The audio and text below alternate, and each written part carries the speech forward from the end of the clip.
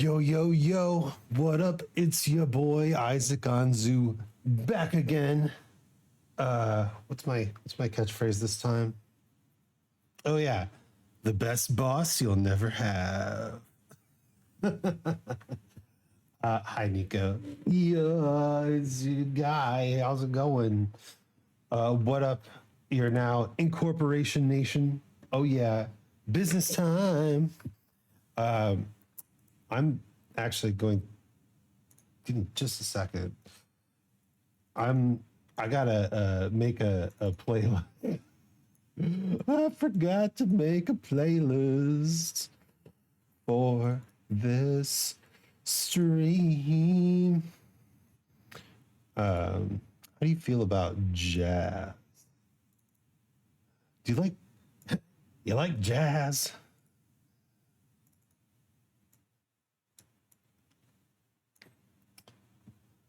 People don't get the B movie, right? It's supposed to be making fun of B movies, but nobody cares about old B movies anymore, right? So they don't get it. I think I've talked about this before. Oh no, I've talked about something before. Ayo, he's in his CEO era. That's right, we grinded. Getting that cheddar. Cheddar. Okay. Let's open VLC music player.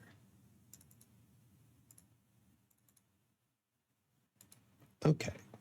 That seems good.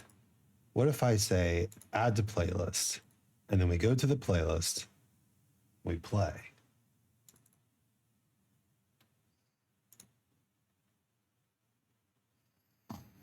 Oh yeah.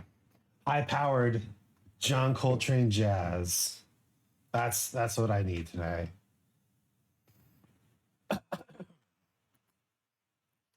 Uh Hello. Today we're taking back the streets. Um by which I mean we are we're going back to Blender.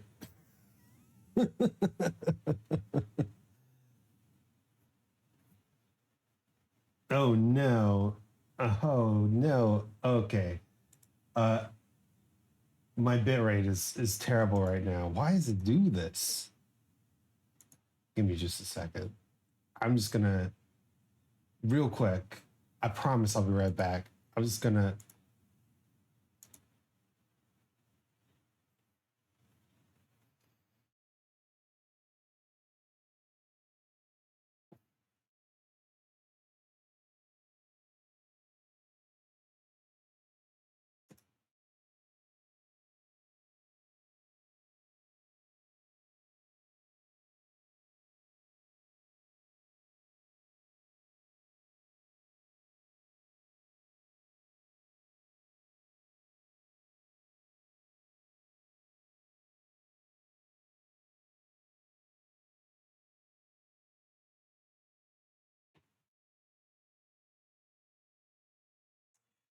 to all you VOD watchers out there, this is exclusive VOD content.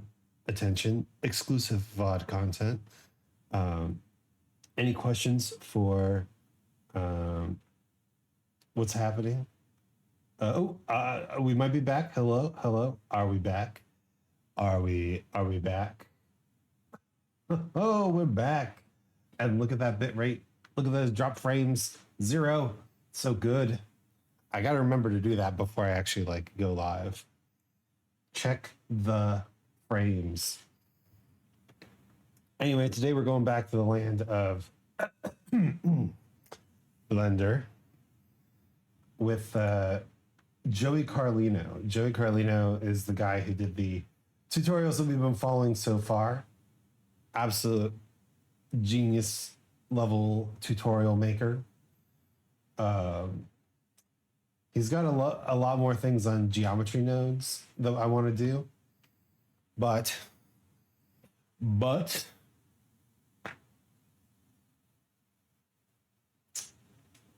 it's okay if we skip around the playlist, right? Right? Blender animation for beginners. That's my jam. That's what I want to do. Okay. Let's try Blender animation for beginners.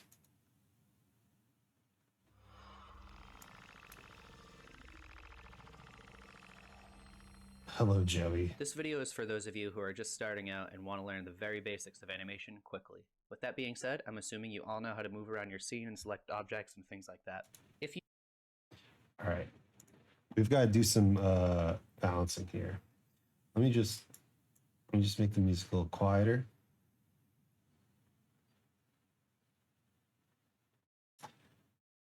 John, I love you, but I need to hear the tutorial. you don't, please just go watch the Blender Fundamentals playlist on their official YouTube channel. At least the first few videos to get started. It's really good and it'll help you learn the basics. Also, stick around to the end and I'll show you how to make this animation right here really quickly.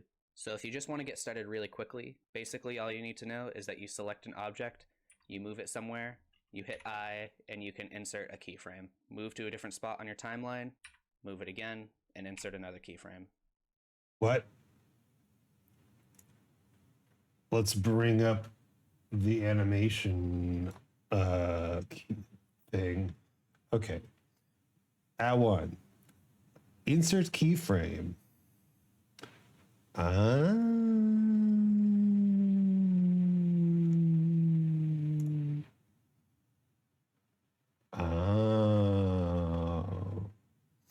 Ooh.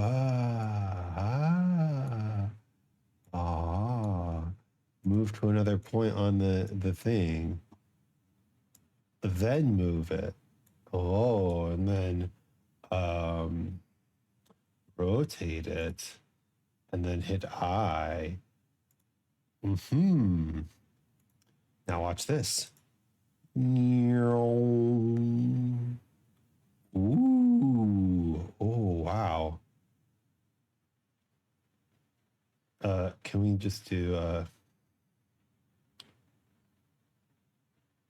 that's at 75. Let's do 150. And then pause. Go here.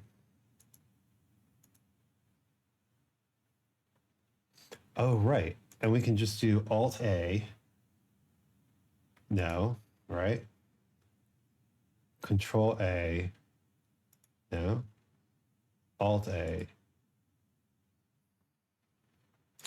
What do we do? Object.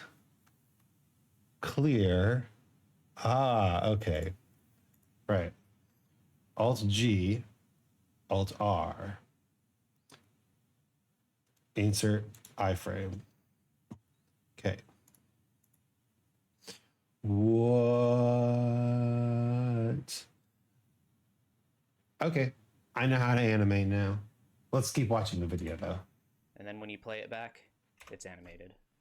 And here's the rest for everybody else. So this is just like a default Blender scene right here. All the factory settings are the same, and I'm using version 2.91, but this video should work for anything 2.8 or later. So you'll see if we select the cube, it doesn't give us an option to move it. You have to use the hotkeys with G for grab, R for rotate, and S to scale. If you don't want to use the hotkeys, what I like to do is go up here over to the gizmos, and you can drop that down and check off these boxes for move, rotate, and scale. I like to just use the move one so that we can move it around by just dragging these arrows right here. And if you don't see this cube for some reason, you can add one in with Shift A, Mesh, and then add a cube. Why is this bad boy playing at Next, we'll talk about 360p? transform and I paid so you'll see when we select our cube for better. over here on the side, it gives us options for changing the location, rotation, and scale. If you don't see this, you just have to I'm paying for click this button on the premium sidebar. It's called Object Properties. And if you don't want to use this area because you're on like a different tab or something like that, not high definition. You can't afford high definition, but better than 360p will pop up for sure. You can also just drag this little arrow right here, and it'll pop out too. So all of these values can be keyed right here, except for dimensions. Basically, what you need to know is if you want to change like the scale, just affect the scale right here. Don't worry about the dimensions. So to insert a keyframe, you can just hover over any of these fields, right click, and insert keyframe. If you want to insert on only one of these fields right here, you can right click and insert single keyframe like that. You can also hover over and hit I on any of these fields right here. You can also select your object and right click on that and choose insert keyframe, or you can just with it selected hit I and it'll give you these options right here. The basic ones you need to worry about are location, rotation, scale, and then these next few are just a combination of all of those. You'll see if I select location, it only affects the location, obviously. And if I select location, rotation, scale, it'll insert a keyframe for all of those fields right there. So when these are highlighted, you know that we're on a keyframe, that these are keyed somewhere on our timeline, which is down at the bottom. You'll see we have like a little diamond right here, and that just indicates where the keyframe is. If you don't see your timeline down here, you can just go to like where your windows meet in the corner, and you can just drag that up to create a new window, and then on the side, you just want to click that and select timeline. If it's hard for you to control dragging from the corner like that, you can also just right click, and you have these options right here. So here on our timeline, you can affect the playhead, basically what frame you're on, by just left clicking and dragging. You can also select this right here by just clicking and dragging, and that will also move the playhead. You can change where your scene starts and where it ends right here. And you can also just hit the left and right arrow keys to go frame by frame. And when you're just starting out, it's really helpful to just like open up a new window and just kind of look at all of the options you have right here. And don't worry about messing things up because nothing will save in your startup scene unless you decide to save it. So over here in our timeline, if you click off of the keyframe, it will deselect it right there. You can see it turned white, and to select it again, you just want to click it right there. And if you don't see it at all, it's because your object is probably not selected, so you just have to make sure your object is selected. And then you can click that keyframe and hit G to move it around, or you can just click and drag it. And with it selected to remove, you can just hit X and delete. So I'm just going to insert a few keyframes. I'll just click on Z location right here and hit 5, and it'll move up a little. And then I'm going to hover over this and hit I. And then I'm going to frame 50, and I'm going to hit Alt-G to clear the location. You can see it just went back to 0 over here. You can also do that with rotation and scale with Alt-R and Alt-S, and that'll reset those also. And then I'm just going to hit I over here again, and you can see we have a little animation now. So I'm just going to quickly talk about these options up here. We have this, which is play, and we have play and reverse. And if you hover over those, it tells you what it is and also tells you the shortcut. So this, we have jump to keyframe with the up and down arrow. You can see it just lands directly on the keyframe right there. And we also have jump to the end and the beginning with shift left and right like that. It'll jump to the end and the beginning of the timeline. And then we have auto keying, which I'll talk about in just a second. And I just want to also mention that if you use the scroll wheel, it'll zoom in and out. And you can go left and right by middle clicking and dragging, and up and down also, which doesn't seem like it would be very useful because we only have these 2 keyframes right here. But if you drag open this side panel right here, it'll give you a summary with some more info. So you can see the name of our object cube. If you drop down object transformations, it'll show you all the fields that you have keyed right there. And you can select those individually and move them around to G, or once again with left click and drag. And that won't affect the value. It'll only affect the start and end point of that particular animation. So to explain auto keying, I'm just going to select everything and delete all those keyframes. And then I'm going to turn auto keying on. And this is basically an alternative to hitting I to insert keyframes. So if I just move this, you'll see it inserts a frame on our timeline. And it won't insert just by you pressing this button right here. You have to, with this on, you have to move it in some way, like rotate it or scale it. And you can see it's not inserting multiple. Every time you move it, it'll overwrite unless you move to a different frame right there, like that. Okay. So let's set this at our thing, which should be 75, not 70.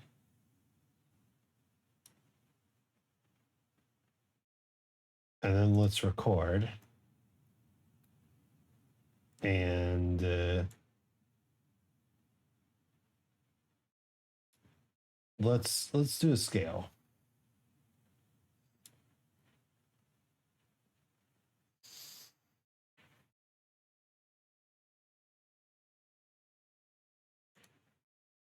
And then here, let's do scale 1. Now, did that do the thing? I think so. And then I'm going to turn auto keying on. And this is basically an alternative to hitting I to insert keyframes. So if I just move this, you'll see it inserts a frame on our timeline, and it won't.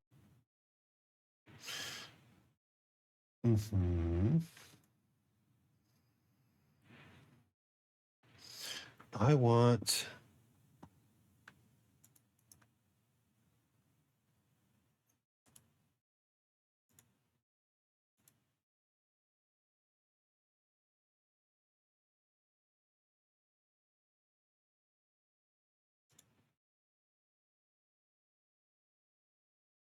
want a new keyframe.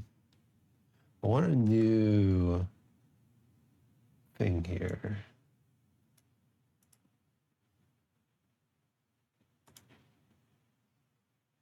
It's not just insert keyframe, scale. Why didn't it do it? Turn this off. Insert scale. Okay, now it did it. Won't insert just by you pressing this button right here. You have to, with this on, you have to move it in some way, like rotate it or scale it. And you can see it's not inserting multiple. Every time you move it, it'll overwrite unless you move to a different frame right there, like that. Okay. Let's Alt S. Alt S. Right. Okay, we're at, let's just go to keyframe 20. Turn this on. Scale. All right. It's not adding it. So I think what we need to do is maybe, yes, but we still don't have scale. Insert keyframe, scale. Insert keyframe, scale. No. Turn this off. Alt S. Insert keyframe, scale. Okay, now we've got scalular keyframes.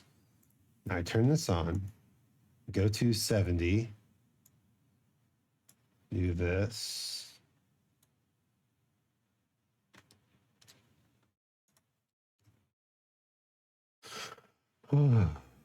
Why are you not adding? Add.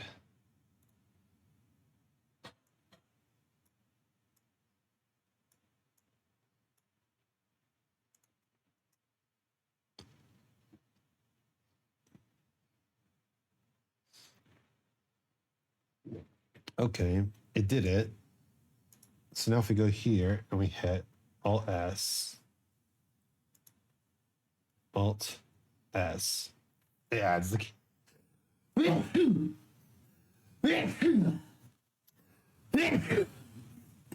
It adds the keyframes. I think I get it now.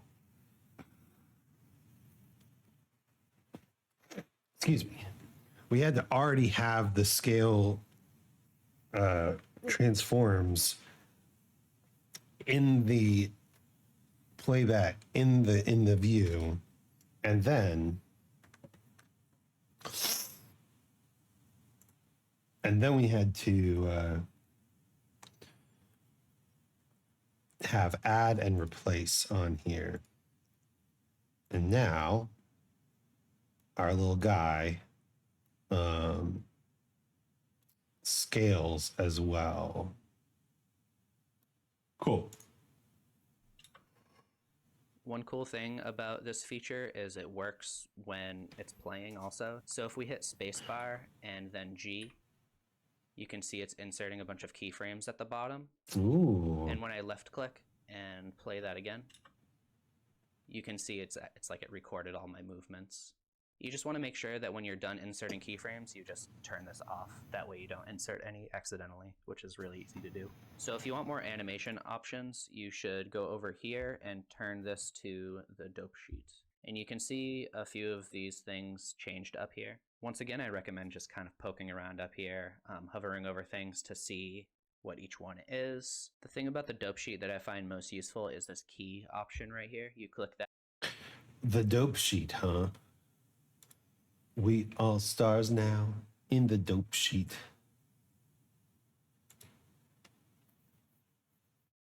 Okay. Show hidden, show selected, show errors.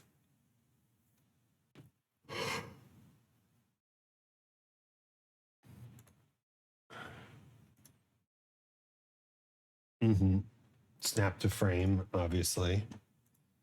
Keys. And it gives you a bunch of different options you can look through.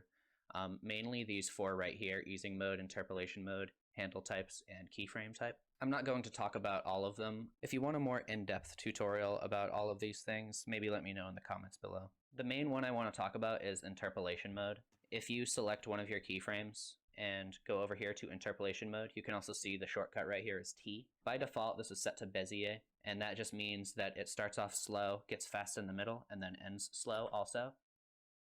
You can see it's like starts off slow and is kind of gently being placed downward. And if I change this to linear, it'll stay the same rate the whole time.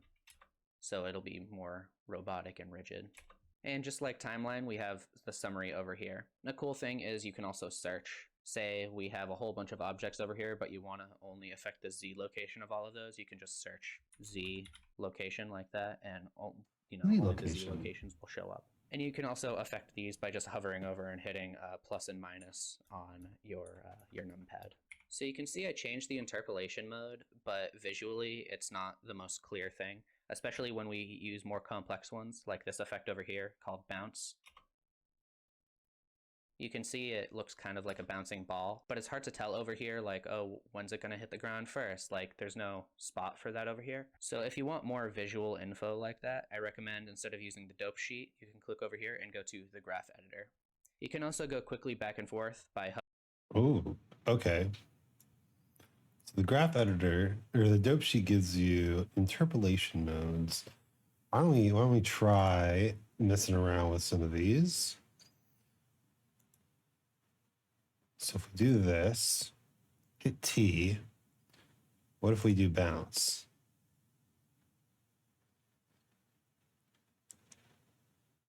Boing, boing, boing, boing, boing, boing. And then if we select this, which again is all of them,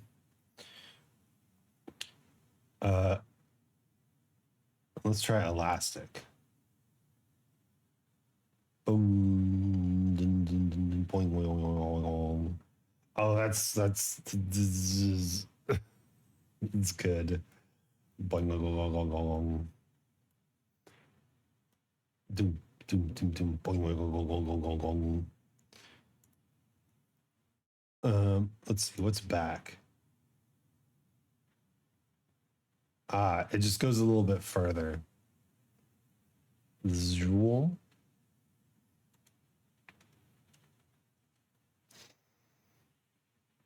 Constant. Boom. Okay. It doesn't do anything until the next keyframe. Linear.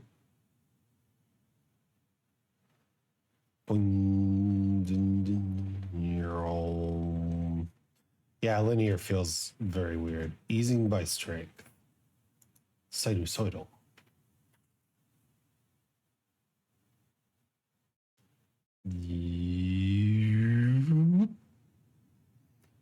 I kind of like that one. Oh, set keyframe type. No thanks. Set easing by strength. Zoop. Okay.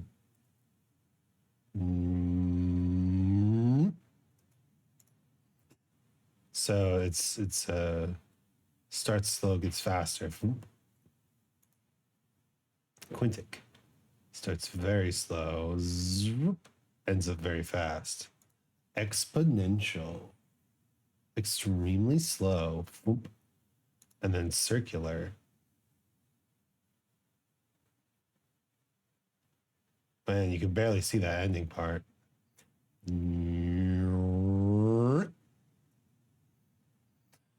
All right, I still like bounce the best.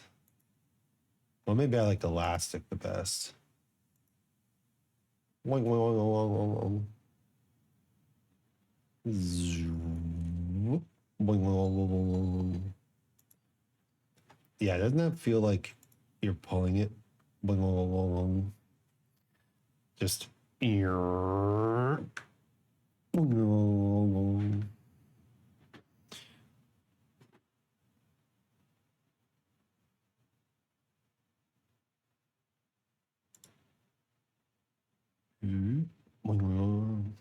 Perfect.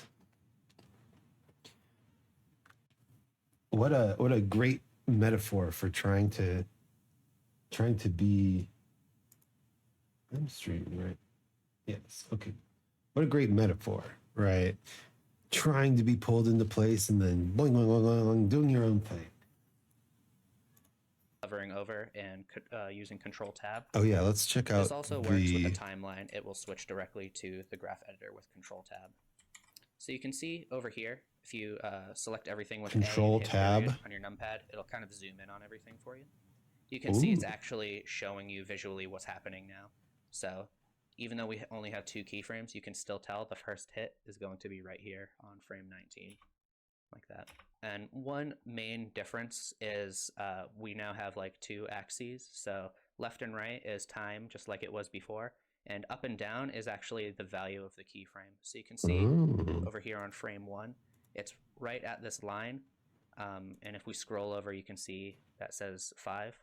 And if you check the value up here, that says 5 also. If we select that and move it up, it'll actually change the value over here also. Oh, wow. So this can be really helpful if you don't want to keep moving things and inserting keyframes right there. You can just affect it over here. And it's also more apparent, what the interpolation types are doing. So I'm going to insert another keyframe cool effects over here, just so I can explain something a little more easily. So since we're only animating the z-axis, I'm just going to select the x and y location and just delete those. And I'd just like to explain really quickly that the bounce is only appearing right here because I only applied it to this keyframe. I only had this keyframe selected when I chose bounce.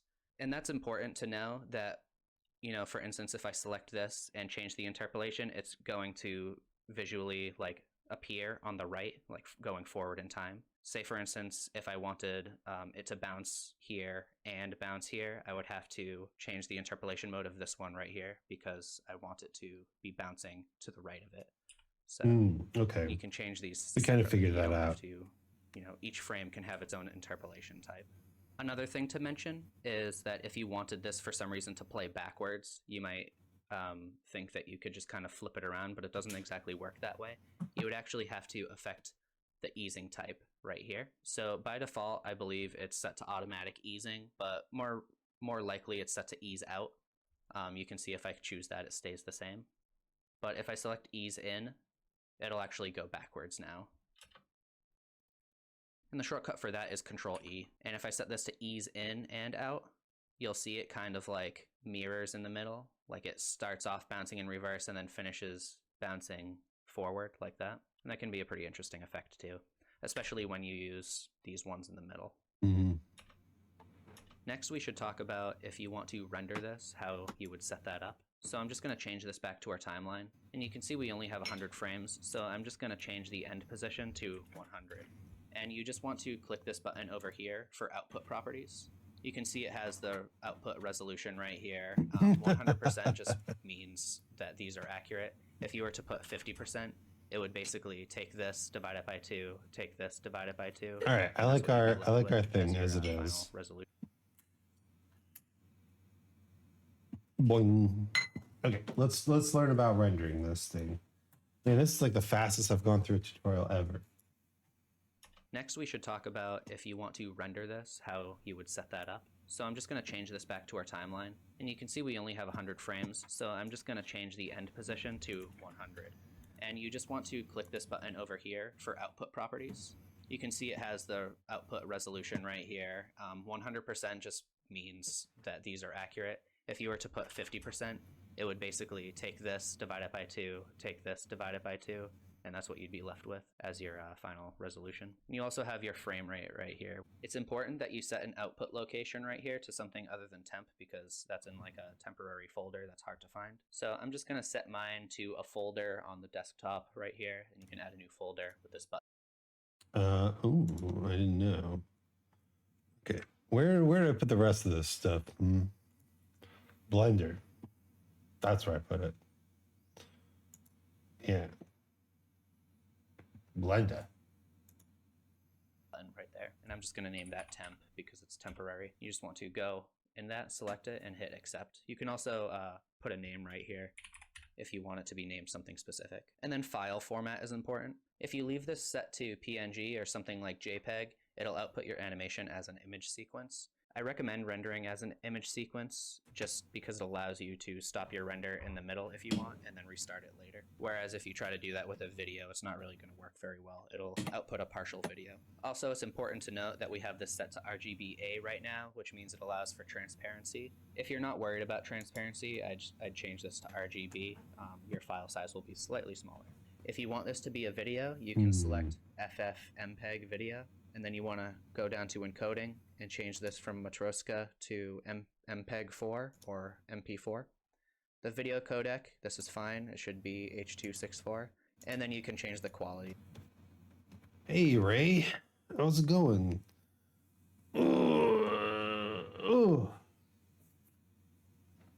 We're learning Blender animation. Whoa. Over here. And if you have any audio, which we don't, but if you do have audio, you can change this to either AAC or MP3. And then to render, you can basically just go up to render and render animation. Before you render, you want to make sure that your camera is set up. So if you don't have a camera in your scene like I do by default, you can also add one of those in with Shift A and then just select camera right here.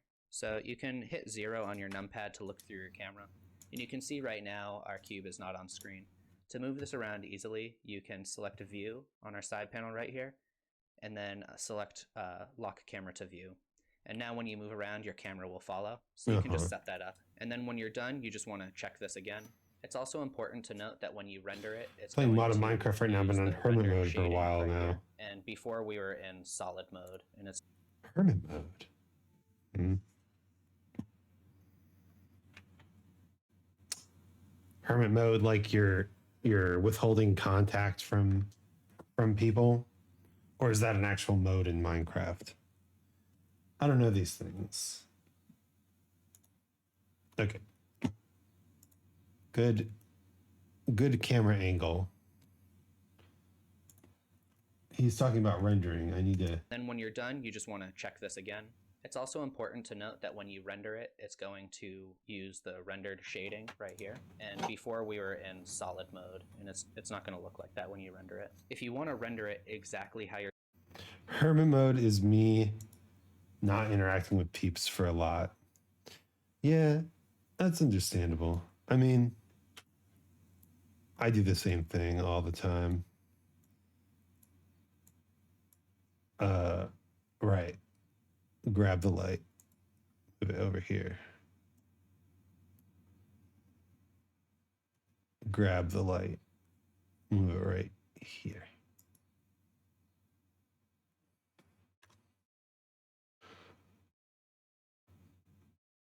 Boing, boing, boing, boing, boing. Good. You're seeing it with all the overlays and everything. Instead of selecting render up at the top, you can select view, which is part of your viewport, and scroll down to viewport render animation or viewport render image. And that will actually give you all the overlays and basically just render it exactly the way you're seeing it. So I'm just quickly going to render this as an image sequence so that I can show you how to compile it as a video. Render it as an image sequence and then compile it as a video. Okay, let's try that. Render as pung? No. Jbk. No, pung. Render as a pung. You'll know this is done when it reads your final frame right here. Okay. Viewpoint render animation.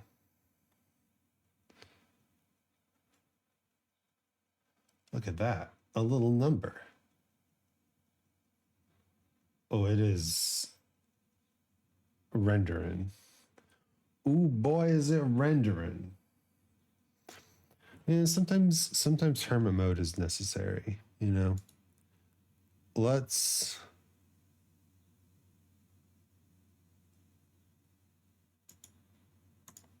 yeah, how do we do this? So to compile that into a video now, you can just go to File, New, and then Video Editing. Just make. Wait a minute. Render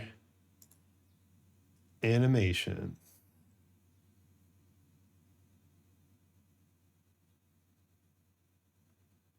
Okay.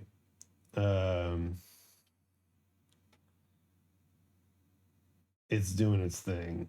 Can you tell? It's moving very slowly. Ugh. Yeah, when I was in the States, I had several days where I was just constantly surrounded by people. And I was so tired by the end of it. And I didn't realize the answer was I needed to not be around people so much. Okay.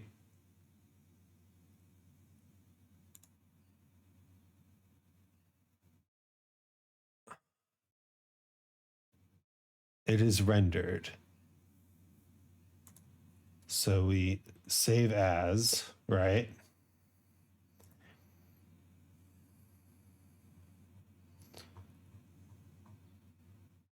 Oh, geez. It looks like it's saved. Okay, cool. They're all in there. They're all in there. Pickleball was too much. Not pickleball. Man, pickleball. What the hell is up with pickleball? I know nothing about pickleball. I've never played pickleball. I've never seen pickleball anything. People tell me the pickleball is the thing to do though. All right, let's no need to save this. Uh-huh.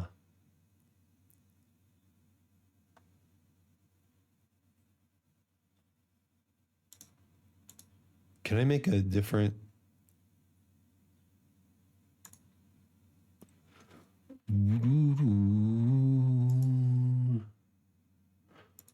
what's my default? No. Preferences? File paths.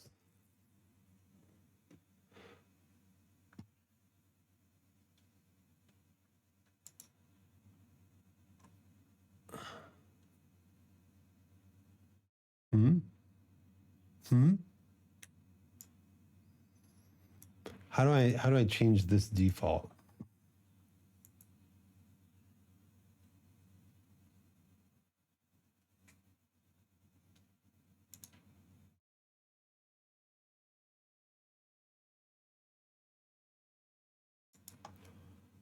I know how to find I know how to do this. Blender file directory default folder.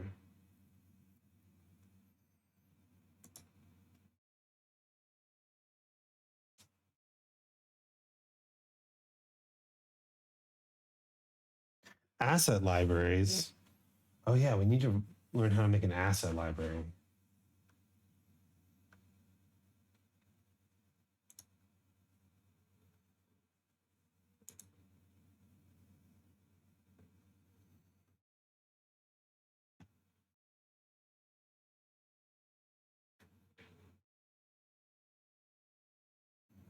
This was asked 8 years ago. I don't know about that.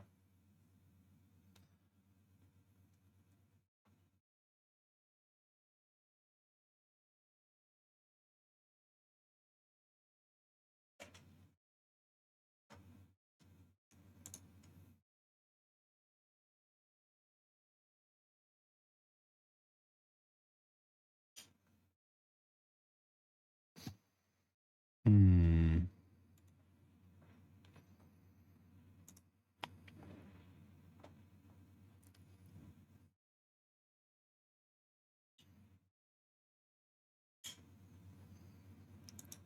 Not asset libraries.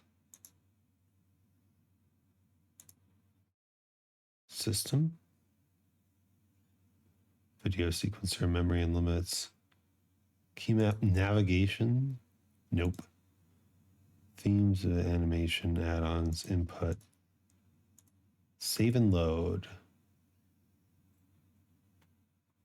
File path. It's got to be file path, right?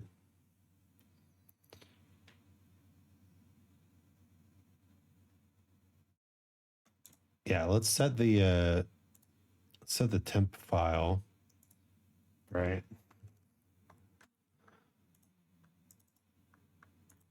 Accept that. Good.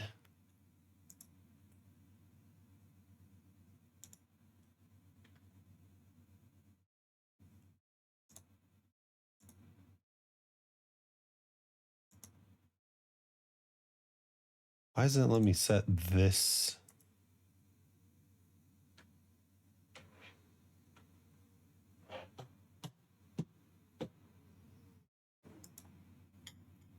Show me the thing.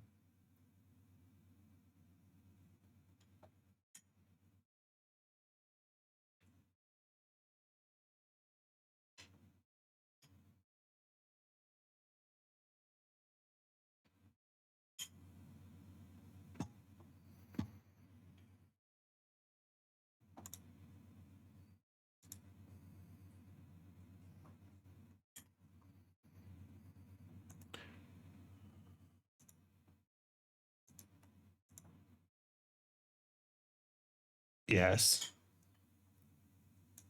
Good.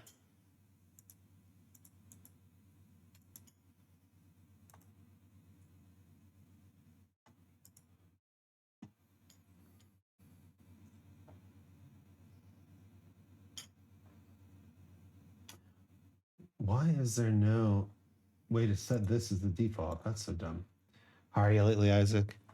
Lately, I've been good.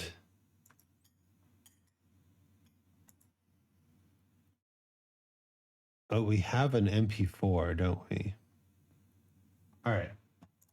Make sure you save your scene first if you don't. I've been trying to do more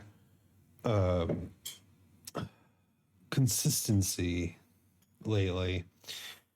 I'm trying to get back into that routine, trying to find the places and times where I can apply myself consistently. And of course, you know, everything like keeps being inconsistent. That's just life, isn't it? So what are you gonna do? But you have to start with the intention, right? And this time we are outputting it as a video, so just make sure that you set it accordingly like I showed earlier. And over here you can either go to add image sequence, you can just hover over that and hit Shift A and then add image sequence, and then just navigate to the folder that you saved it in. You can just highlight everything and add image strip, and it'll preview. Okay, let's try that. Over here, you can either go to add image sequence. You can just hover over that and hit Shift A and then add image sequence, and then just navigate to the folder that you saved it in. You can just highlight everything and add image strip, and it'll preview it for you up here. And you can see this is going longer than we need it to, and that's because our timeline right here is set to 250, and we know that this strip is only 100 frames, so we can just reset that to 100. And now if you want to render this on our video sequence. So let's where's the play button? Let's the bottom here.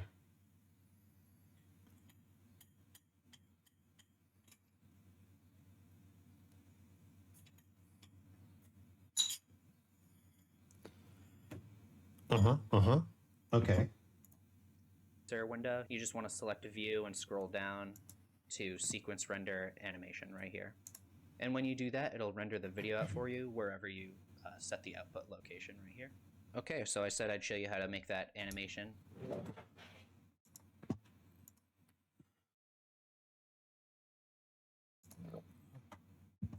All right, let's try saving that as bounce cube dot p dot excuse me dot wait, do I want to do view sequence render animation? Okay, all right.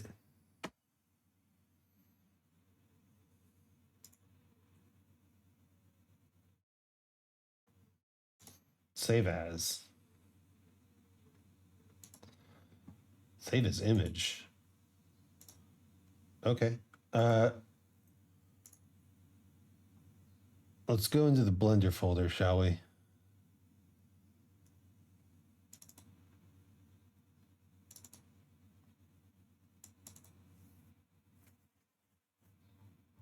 We've got all of our images. Here's Untitled.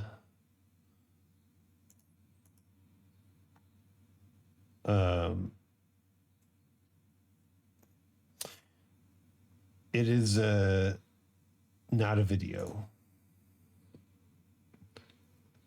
However, we did actually render a video here.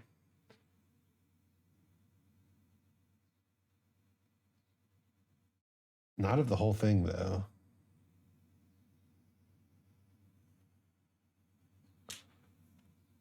What? How did I get that? Okay. Delete that. Delete you. Delete you.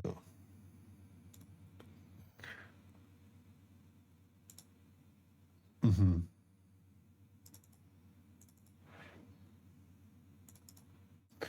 So we have this thing, right? Render animation.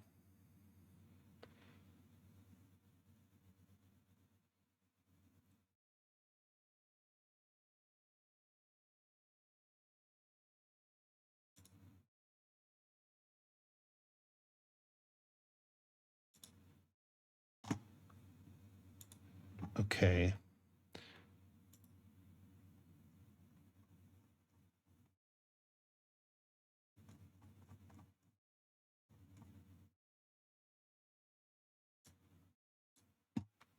I need to watch this again. That you saved it in. You can just highlight everything and add image strip, and it'll pre. Lately, you had an idea to make an Undertale-like song for Irisu/Lute theme. I'm sure she would love it. You've got definitely the melodic sensibilities to do it. I would do it. You know, maybe make it a gift, right? It's one of the things that I like to do when I don't have commissions that I should be working on. I should check in with the people who have comms with, because I'm waiting on a couple things, but I seriously don't know what's going on. For you up here, and you can see this is going longer than yes, frames, so we can just reset that to view and scroll down to sequence render animation right here. And when you do that, it'll render the video out for you wherever you set the output location right here. Okay, so I said I'd show you how to make that animation in the beginning. I see. So this isn't actually the Blender folder. It's just the temp folder where we've been accidentally saving stuff. Got it. Thank you. All right. Sequence render animation. Yeah. I see. The other one must not have done all the way because we didn't let it finish rendering like this. There we go. Okay, so now go to the temp folder, and here we have it.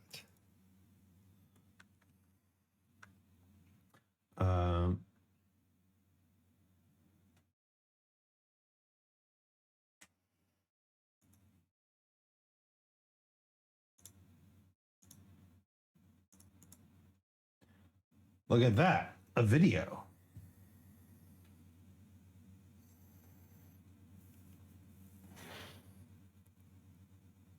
Boing, boing, boing, boing, boing, boing, boing. Getting a song gift from Isaac would be lovely. Yeah, I hope that people see it that way. But you know, it's not just a song gift. I was, even when I was making music for friends in private, I was still thinking about how I would do commissions, right? So it wasn't like I made a song for Soulstone, Ben Soulstone, and it wasn't like I just said, what's Ben like? What's his deal? What's his model? What's his style? How am I going to turn this into music? Right? Because if I do that and I bring a song out of the blue, they will love it, hopefully, but they probably won't use it. And that's really the goal. Is I want to do something helpful. It's kind, but the kindness is kind of inherent, right? I want to do something helpful. So I went to Ben and I said, hey, I want to write you a song. What sort of music do you like? What sort of thing would you want? Right. And he's like, oh, I like this and I like that. And they're like, could get behind this sort of like trailer music style. Okay. Deal. And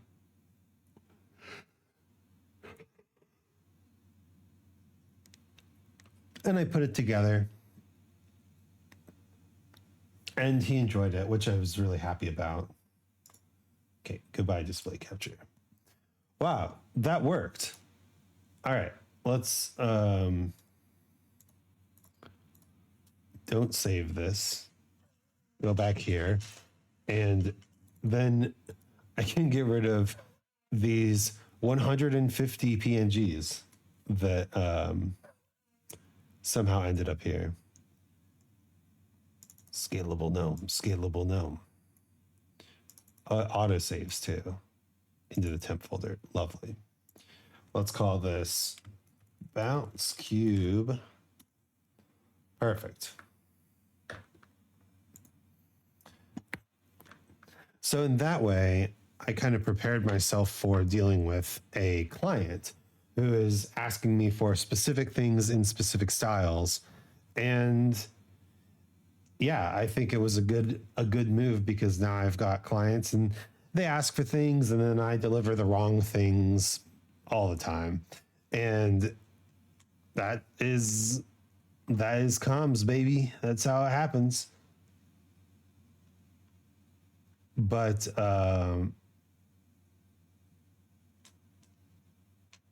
it's okay.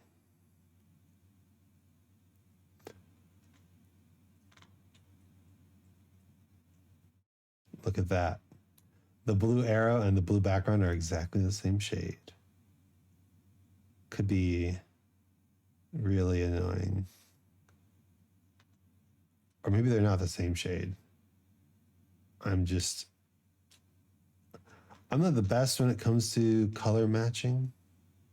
Have you seen those videos of those guys who they're like, here's the color of a random object.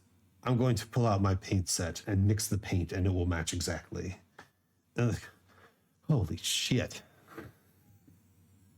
This is absolutely ridiculous. I wonder how many takes, right? And then you see the guys doing it like on the street or something like that, and just boggles the mind.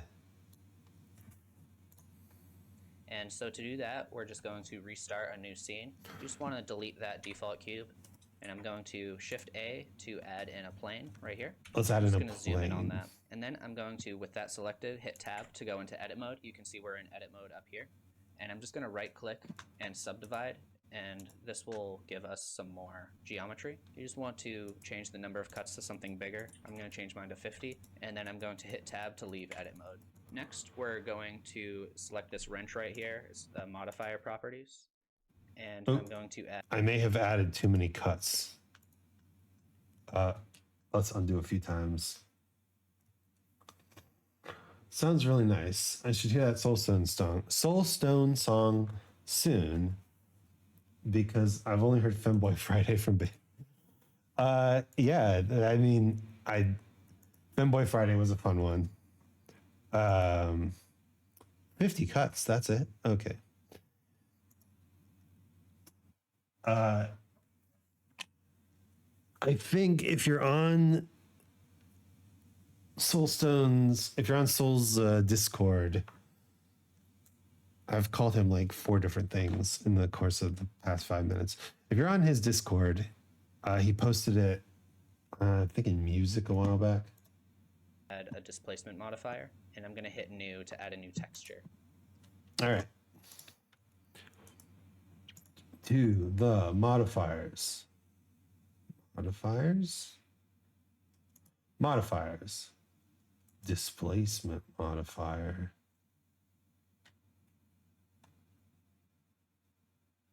Displace. Mm-hmm. And then right here, I'm going to hit this. It'll go into our texture tab. And instead of image or movie, I'm going to select clouds. And you can see our...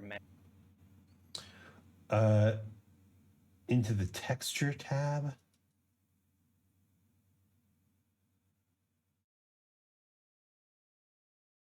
Texture tab. New. Image or movie? No. Clouds. Holy smokes. Is a little different now. It's actually using this texture right here. All the light spots, it's pushing upward, and all the dark spots, it's pushing downward. And Sure. if you want, you can change this around right here to whatever you want. I'm not going to worry about that right now. I'm going to hit our modifier properties again, and you can change the strength of that. I'm just going to make mine a little more subtle. And you can see we have modifier properties, strength, subtler. Mm-hmm.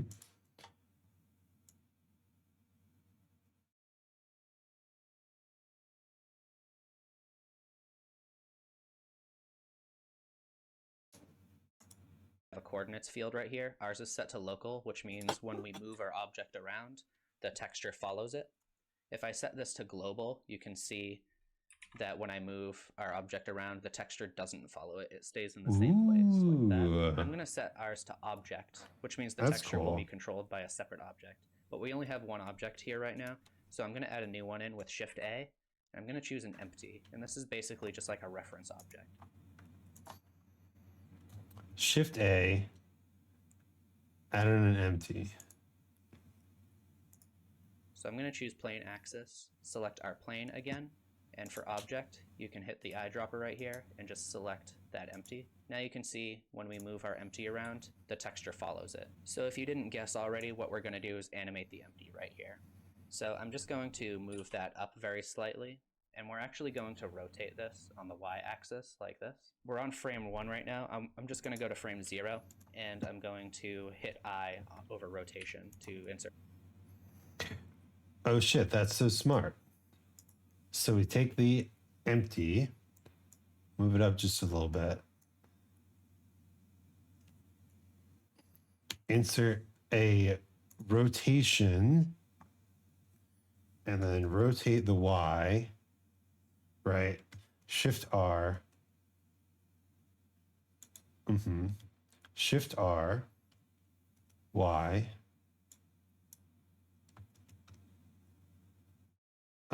R, Y.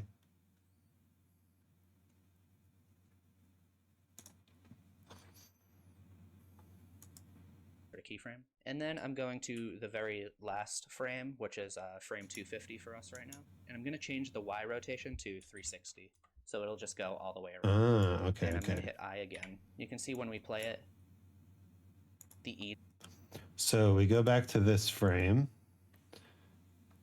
Rotation set at 0. And then rotation set to 360. So let's play it.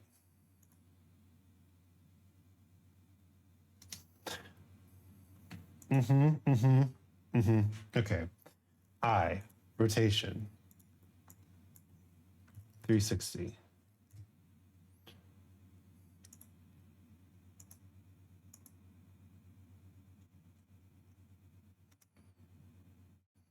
So what's here? Here Y is 0. Here Y should be 360.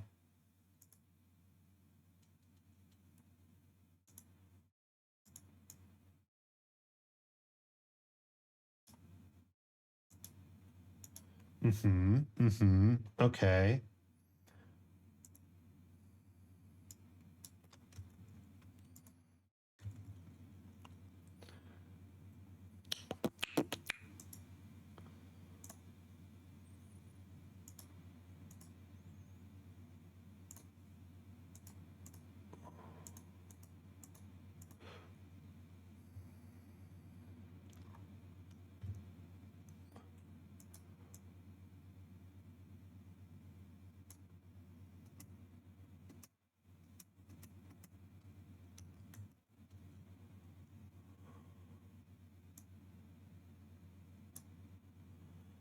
Oh, it's moving so slowly, and that's not right.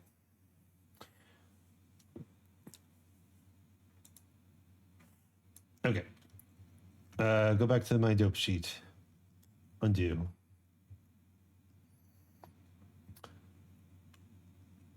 At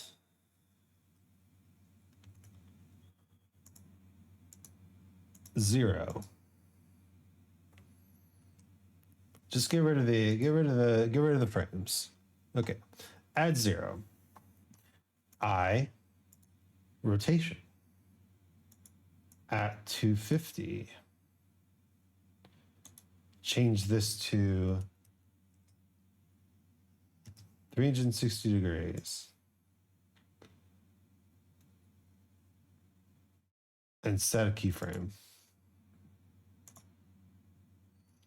There we go. Okay.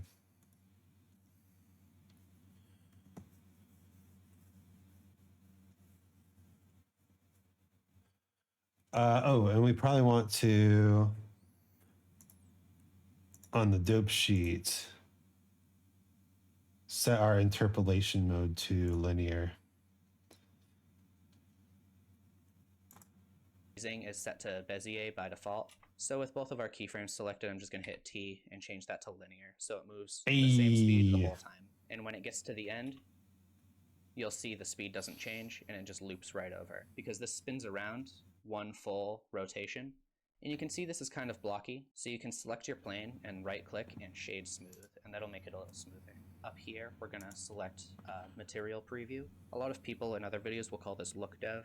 And this is basically supposed to be like a preview mode that has an HDRI loaded in it already. So we basically have this image of a forest loaded in here by default that will give us some more complex reflections. With that selected still, you want to go over here to the material properties, add a new material. And I'm just going to turn metallic all the way up. Okay. Gotta remember how to do this. It's been a bit. Material. New material. That's fine. Metallic. All the way up. And now our plane is metallic. And I'm just going to turn the roughness down to something maybe like 0.1. And you can see it's very reflective now. Now I'm going to hit 0 to set up our camera. And I'm going to go to View.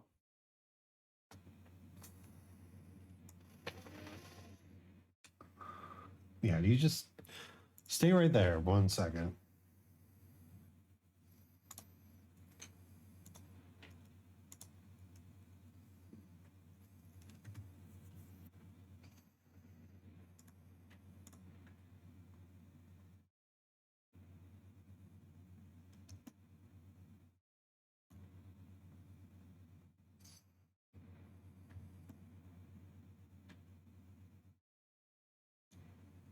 Doesn't that look wild? Lock camera to view. And I'm just going to find a spot that looks good. And you can hit play to play it. And I think this looks pretty good. So I'm going to unlock our camera right there. Another cool thing about using an object as our texture coordinates is you can scale that also. So if you want the texture to be bigger, you can actually just select your empty and scale that up like this. And that'll kind of make it look slower. And so this is how I made that animation. Basically, when you render this, instead of rendering it with the render tab up here, you want to render with the viewport. So you would select viewport render animation like I showed before. Just before you do that, make sure you turn off your gizmos and your overlays so they don't show up in your final render.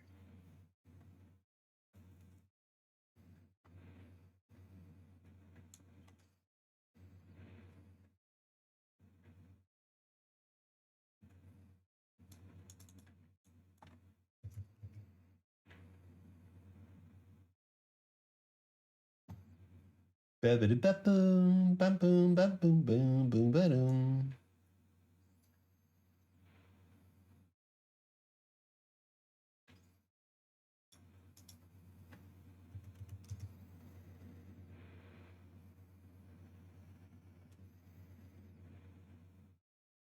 It's pretty cool, huh?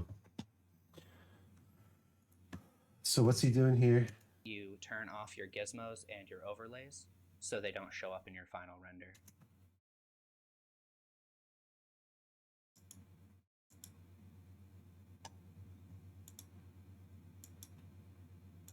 Oh.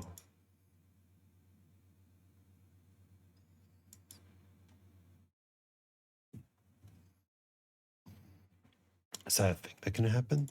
I guess it can. I've seen it. Okay, so that's it for this one. I'm thinking the next beginner video will be about character animation and digging deeper into the graph editor. But comment below what you'd like to see the most. And hit subscribe so you don't miss those either. Most of my videos are more intermediate, so if you want something more complicated, check those out. Thanks for watching. Have a good one.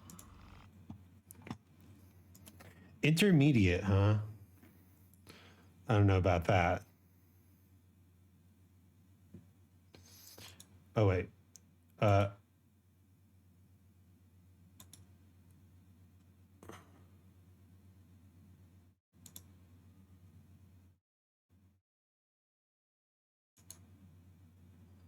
Viewport render animation. I see. I see. Okay. It's thinking real hard right now. Real hard.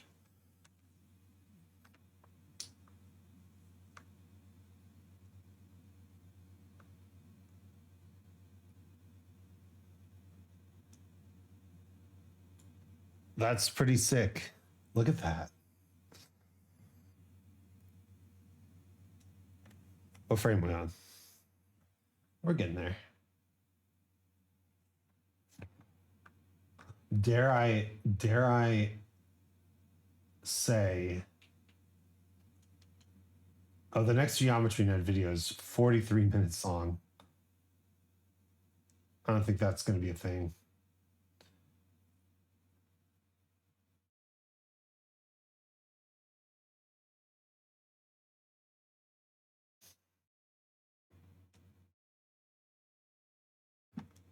Okay.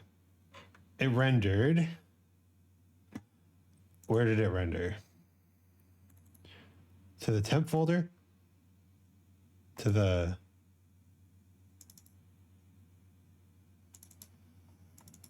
other temp folder?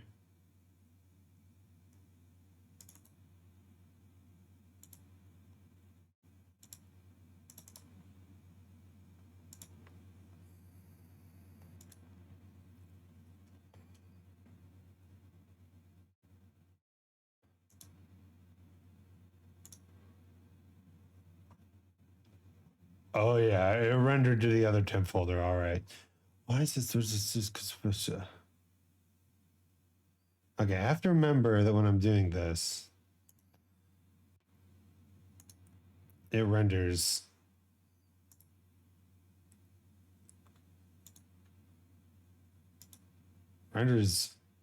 all over the damn place.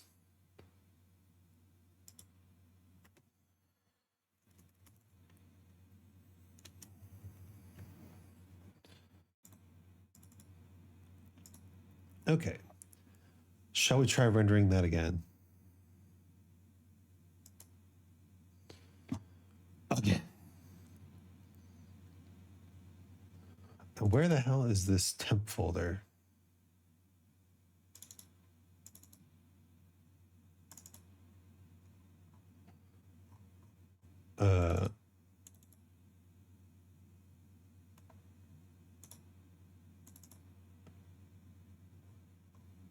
Not okay. Where is this temp folder?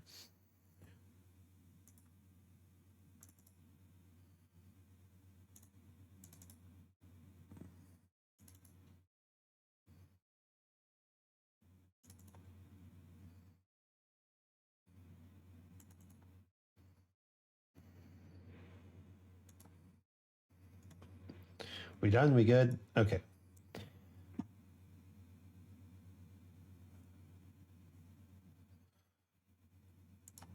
So now let's try doing this again. New video editing.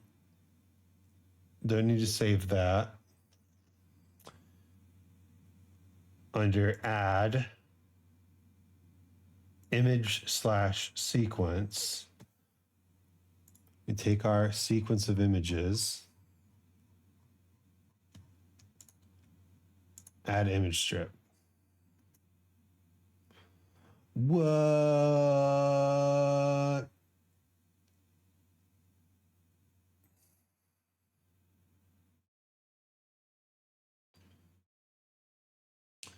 And it's so like smoothly applying itself on itself, right?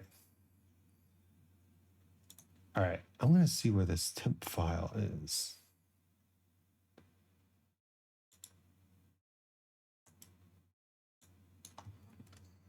Can I just type in that? I can. Oh my God, it just made a literal like temp folder in the middle of nowhere. Okay, goodbye. So much cleaner. Go to my Blender folder and let's name this Silvery Water. Accept. And sequence render animation. Let's go. Oh my God, it's so much faster this time.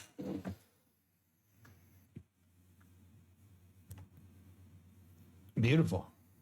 Okay, done. Cool. Don't bother saving that.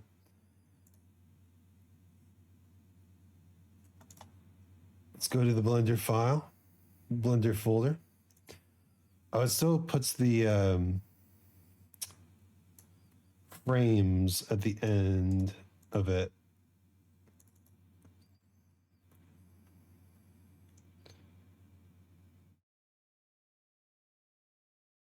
Uh-huh.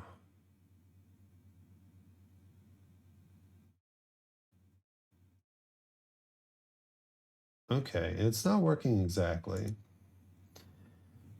It does a few frames and then it pauses. Oh well. All right. Dare we do another video? Another tutorial?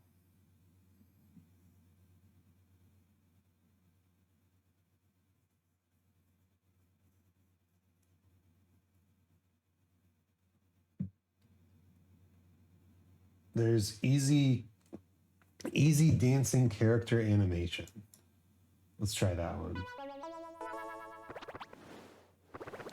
If you've seen my character modeling videos, you've probably noticed I usually animate them to do little dances. So in this one, I'm going to show you how to get started with character animation while we make a character do a dance. If you want to follow along, you can download the rigged character that I'm using for free from my Gumroad. Also check my Patreon for all the project files for my videos, coupon codes for free Gumroad products, and a bunch of other files that I don't share anywhere else. I also donate some of the profits to environmental causes each month. Link is in the description. Here's a summary of what we'll cover. We'll start by inspecting our rig to see how the controls work, and while we do that, I'll share some tips that make posing easier. Then we'll talk about how to start keyframing to give our character some motion. Keyframes can get messy really easily, so we'll look at the dope sheet in the graph editor and talk about how to stay organized. Then we'll make our character do a looping dance with some help from curve modifiers. Alright, let's get started. Alright, so here we are in Blender. I'm using version 2.93 for this one. And we have our rig right here that you can download for free from Gumroad.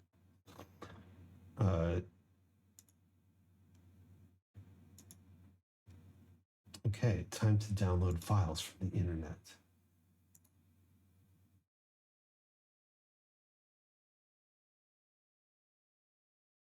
Simple character rig for Blender.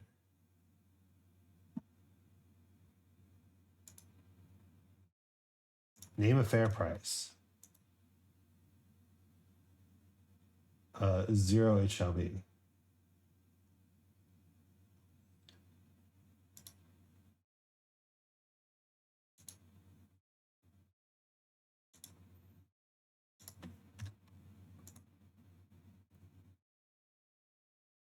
Okay.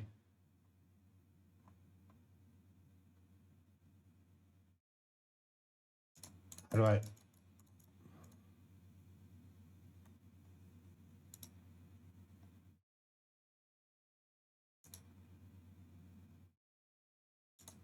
Cart.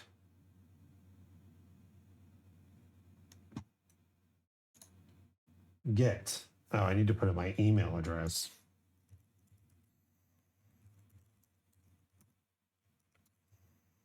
Of course.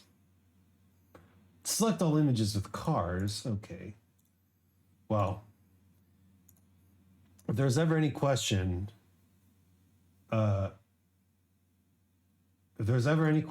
whether or not I was an actual creature, not a bot, the ease with which I just completed that should be apparent. Okay. Thank you, Joey Carlino, for your delicious can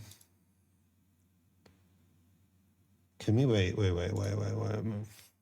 Hold up.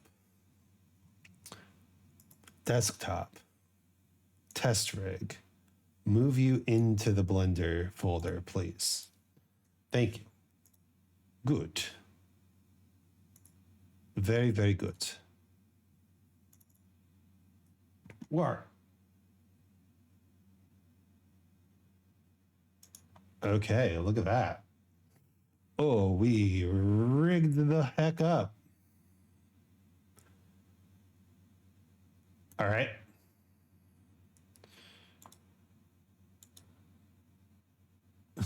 Cool. To follow along. So I usually like to just inspect the rig, especially if you're not creating the rig yourself. You really have to understand how it works to know how you should start animating things. So you can just select your armature right here, and up here you can go into pose mode this way, or with your armature selected you can just hit Control Tab and that will bring you into pose mode like that. You can see when you select a bone, it'll show the name up here. So this one's called ik.arm.l. I select this one, it's ik spine. So you can just see all of the names that way, or when you have your armature selected, you can come over here to this little running person icon. It's object data properties. And you can see we have layers for our bones, and under viewport display, we can also turn the names on and off if we want to. And this might be helpful for when you're trying to learn how the rig works. So, okay, let's learn how to turn the names on. To pose mode like that. You can see when you select a bone, it'll show the name up here. So this one's called ik.arm.l. I select this one, it's ik spine. So you can just... Nice alien. Why, thank you. It's not mine though. It's Joey Carlino's. Joey Carlino who saves me. Save me, Joey Carlino.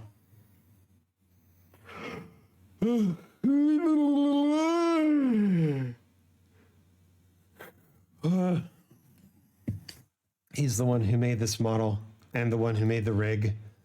We're using his stuff for now because I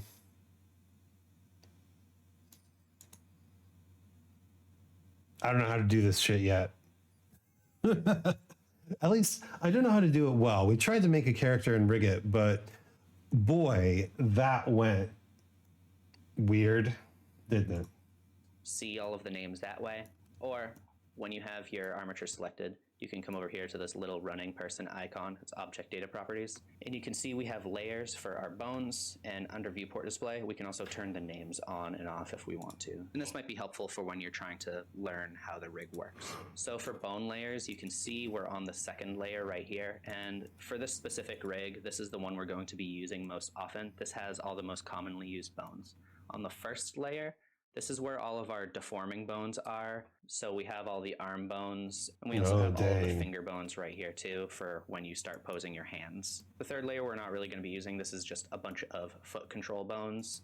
And over here, we just have some other foot bones. We're not really going to be paying attention to those. Another thing with bone layers is if you shift and click on them, you can select multiple bone layers at the same time. This is showing all of the deforming bones and the controller bones from both of these layers right here.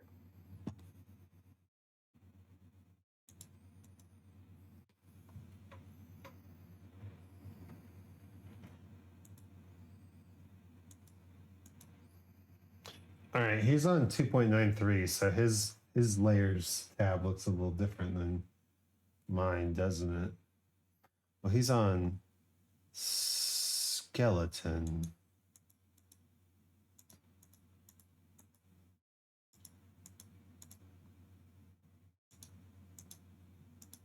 Okay. All right, so let's see how this works. You can see this bone right here, the IK bone. This is the one we're going to be using most often for controlling our hands right here. You can see when you move it around with G, this is how you move it around. You can also rotate it with R. You can also hit R and then X, Y, or Z for rotating on a specific axis. If you hit R and then X twice, it'll rotate along the local X-axis, which is a little different. When I rotate it a little this way, this is on the global X, so it's just following our world right here. It's following this line right there. The local X is going to pay attention to how this bone is rotated. So if we hit X twice, it's always going to give us this motion, this like up and down, no matter the orientation. Even if I bring it this way, R and then X twice, it's going to rotate like in the same manner like that. So this is actually really useful. Right. We're going I'm just to gonna watch this again. This is the one we're going to be using most often for controlling our hands right here. You can see when you move it around with G, this is how you move it around. You can also rotate it with R. You can also hit R and then X, Y, or Z for rotating on a specific axis. If you hit R and then X twice, it'll rotate along the local X-axis, which is a little different. When I rotate it a little this way, this is on the global X, so it's just following our world right here. It's following this line right there. The local X is going to pay attention to how this bone is rotated. So if we hit X twice, it's always going to give us this motion, this like up and down, no matter the orientation. Even if I bring it this way, R and then X twice, it's going to rotate like in the same manner like that. So this is actually really useful. We're going to be using local rotation axes for most of our bones. You can also change that by going up to here. This has the transform orientation. By default, it's set to global, but if you want, you can change it to local. So you don't have to hit X twice. It'll just always be on the local rotation. I'll switch this back now.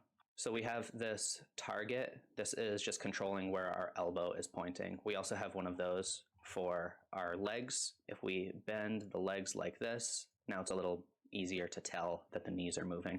So like I said before, if you want to rotate the... Dang, okay. So in addition to that, there's target bones, huh?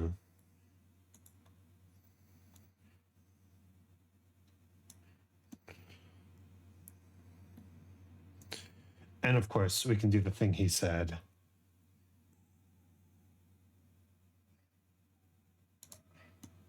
Looking fabulous.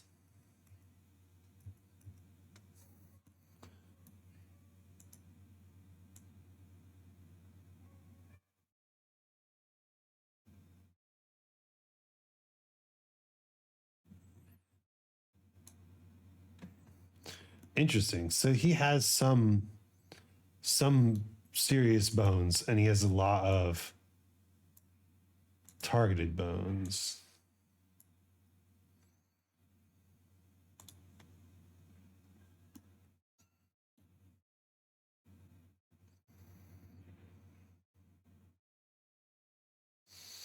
Already doing some dancing here.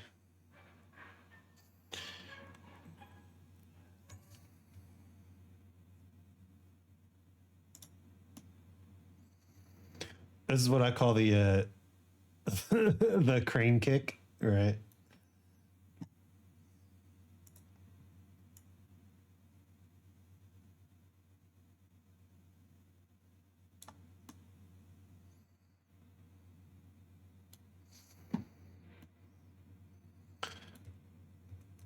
All right, let's bring this boy back into T pose. Hands, you can select the IK bone and rotate it. We also have this other bone right here, and you can see when you try to rotate it, nothing is happening. To change the way you control these, I have these switch buttons up here. So one will turn off the IK, and when I move this down, you can see the arm kind of snaps back into its default spot right there. What the heck? And when I turn this off, you can see that the hand will kind of start following the arm right there. So you can still move your arm around with this IK controller, but the hand is going to more naturally follow wherever the arm. Where's the tutorial where he makes this thing?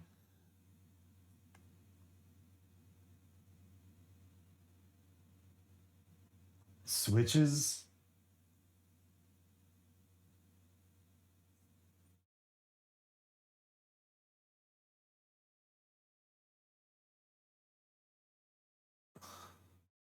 It's great if you can also make a video on how to rig like this. Okay. He's got a rigging video playlist. He does have a easy character rigging thing over here as well. Maybe we need to watch these character videos a little bit. Oh my god, there's so many videos to watch and they're all so good. Anyway. Is pointing like that. And when this switches down, that's when you can actually use this bone to add rotation if you want to. If you have the IK switch turned off, this is when you would want to switch to the first layer, because now you can actually use these bones to pose your arm. And I would recommend using FK for if you want like very big arcing motions. When I rotate this, it's going in a very smooth, round motion like that. And that's what FK is good at. IK is a lot better for when you want to very specifically grab things, or if you were going to be doing like push-ups or things like that, you know, move other bones and have the hand actually stay in place. That's one thing that IK is very good at. You might have noticed I just reset the pose real quick. When you have things rotated and scaled and all that, you can basically just select your bones that you want to reset. I'll just select everything with A. You can hit Alt-G to reset the location, Alt-R for the rotation, and Alt-S for resetting the scale. Like okay, that. so the bones work the same way. We also have this control torso. This is... Now, I also noticed that he just did something here. So we tried scaling this bone and nothing happened. But if we try scaling this bone, oh yeah, big hand. Oh, so big hand.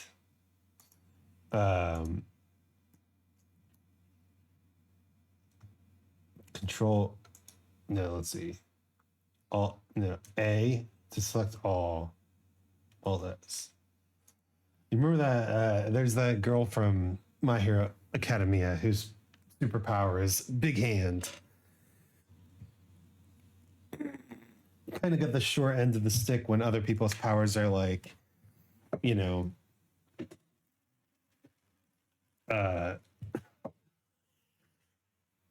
become a volcano or,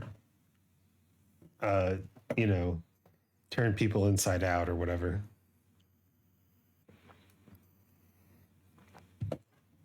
My superpower is big hand. I prefer Zahando from JoJo. Zahando, probably like the most insane power that is never ever utilized in its full capacity, right? The worst superpower is getting a 90% discount from every store you visit. And then just free money, right? If you get the, sounds good until you realize it's Black Friday everywhere you go. Oh, like you create the 90% discount, right?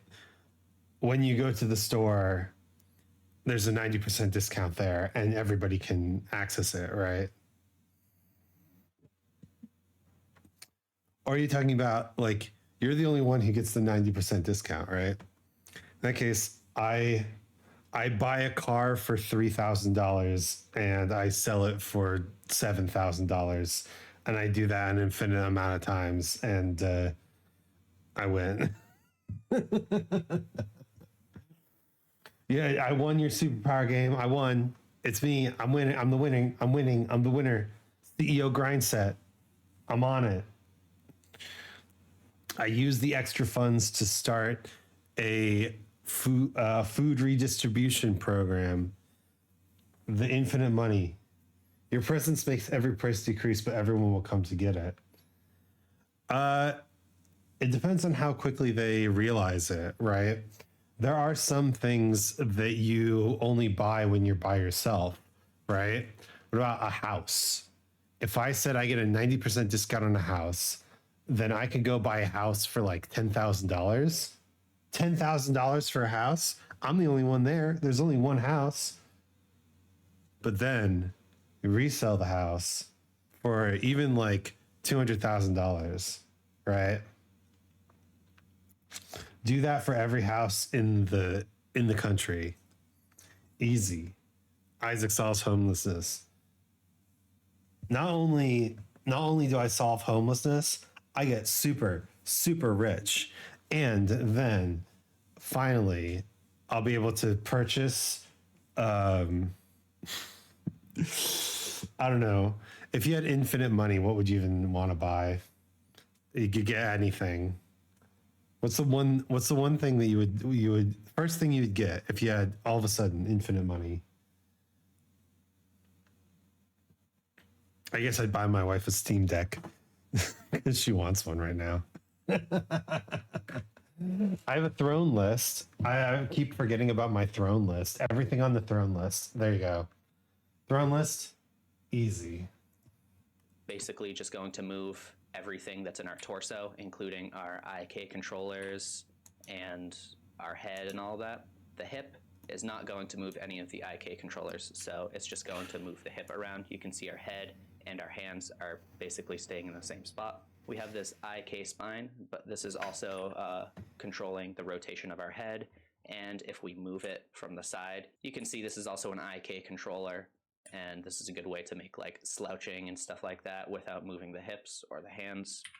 We also have a switch for this, so if you turn this down, now this won't do anything, and you can change things by moving this head bone separately. Or you can come in here and actually move these bones individually like that. So we have these switches for the legs, and that's going to turn on and off the IK. But let's take a look at our control bones because the feet are a little different. If you want to change the location, you want to always use this one right here. It's called control foot. I have it set up so that you can't change the location with any of the other bones, any of the other foot bones. And this one will also give you some like good foot pivoting right here. If you rotate it on the X, give you some with the bones because the leg by moving this head bone separately. Or you can come. Teleportation is your absolute choice. Well, I mean, the closest thing currently that we have to teleportation is private jets, right? And you can tell that that's the closest thing because all the rich people have it, right? And it's not even teleportation. It's like you get your own little like private noisy bedroom, a little private noisy bouncy bedroom for 10 hours where you get to do work or take I don't know, some photos, take a nap, I guess. If you can sleep on planes, I guess if you had a private jet, you get really good at sleeping on planes. But yeah, that's the fastest thing we've got right now. So if you said, I have infinite money, I want teleportation, you have to like put in the research for it. And people are, ooh, boy, they're struggling with that. But I guess that's a good point.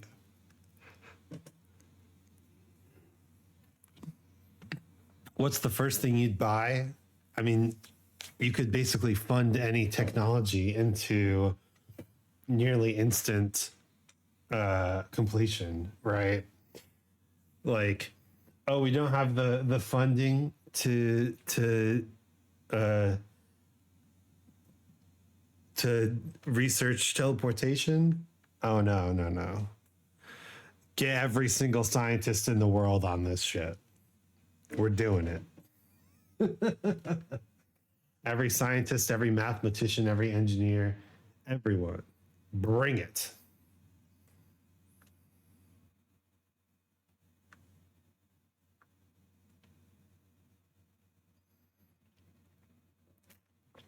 Now, I think if I had infinite money, what I would do is I would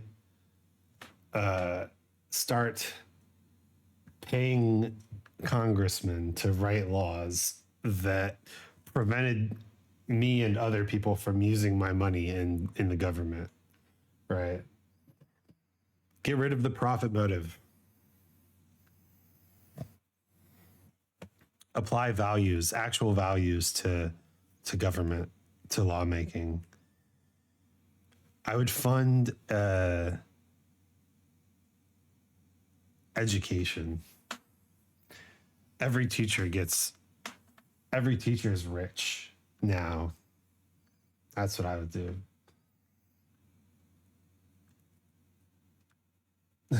Infinite money, easy. Pour it into the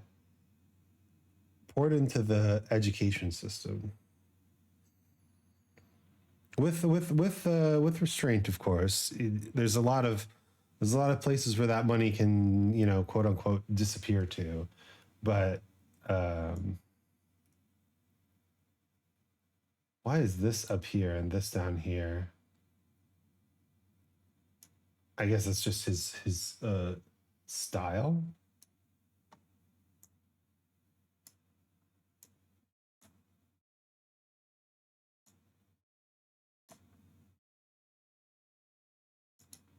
We can just make this into the outliner and this into the image editor.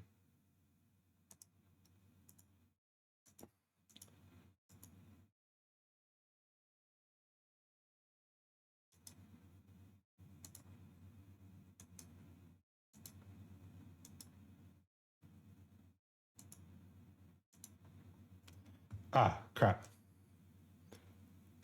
Oh, but wait. I can just do that. There we go. Hell yeah. All right. He was In talking. here and actually move these bones individually like that. So we have these switches for the legs, and that's going to turn on and off the IK. But let's take a look at our control bones because the feet are a little different. If you want to change the location, you want to always use this one right here. It's called control foot. I have it set up so that you can't change the location with any of the other bones, any of the other foot bones. And this one will also give you some like good foot pivoting right here if you rotate it on the X axis. So for that, I'm hitting R and then X twice to rotate on the local X. We can also rotate the foot on the local Z axis like that. And you can see I have it set up so that the knee will always point where the foot is pointing. And if we rotate this on the local Y, we get some foot rolling from side to side. This bone right here is just for if you want to pivot from the toe like that. So these bones will really help you if you want to do some like walk cycles and things like that. But like I Oh my said, goodness. if you turn this switch all the way down, it will shut the IK and the copy rotation off. And then you can just go over here to the first layer and move all of these bones individually like this.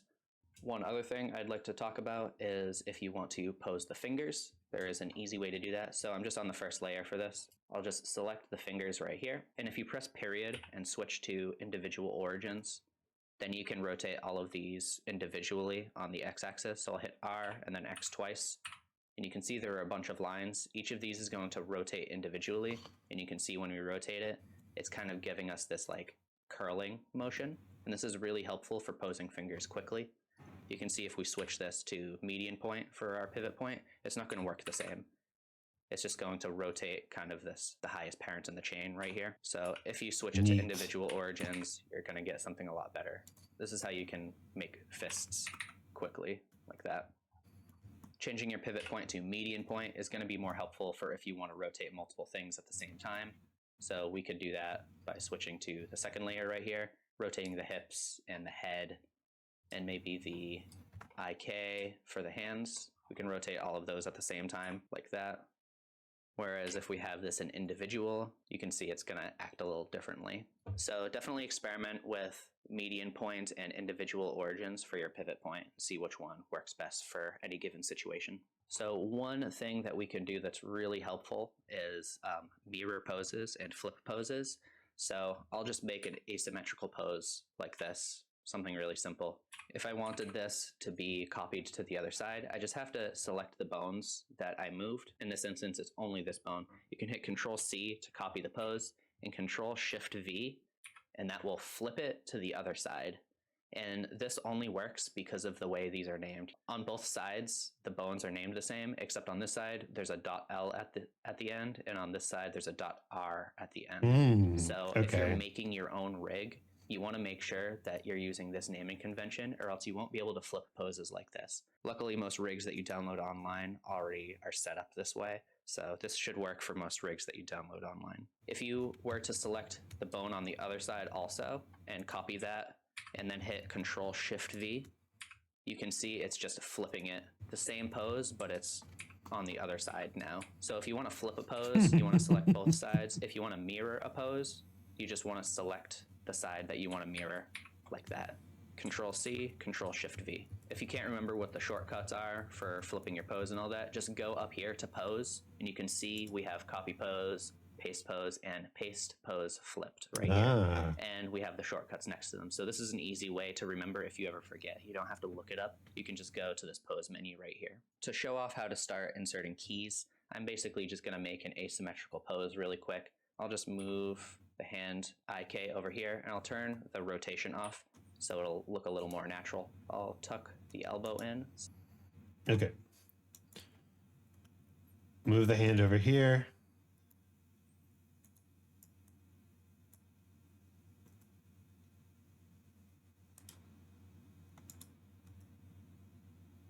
Turn the IK off. Slightly, like that. I'm also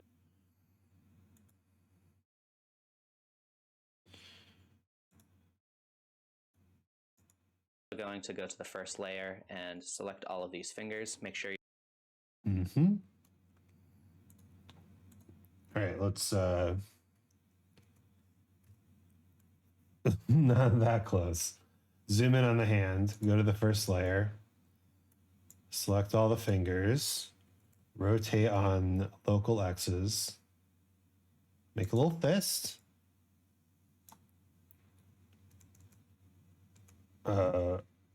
Rotate on local X's. Look at that, a little fist.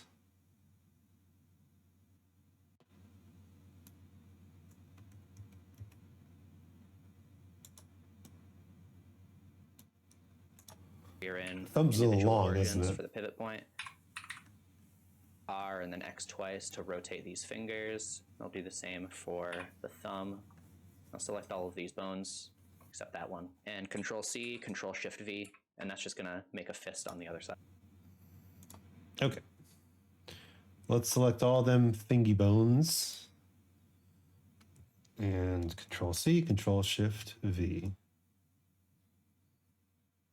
And remember to Switch this switch off.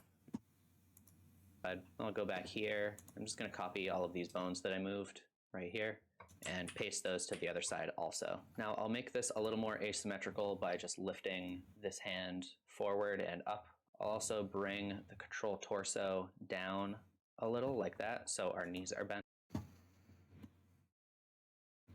I see.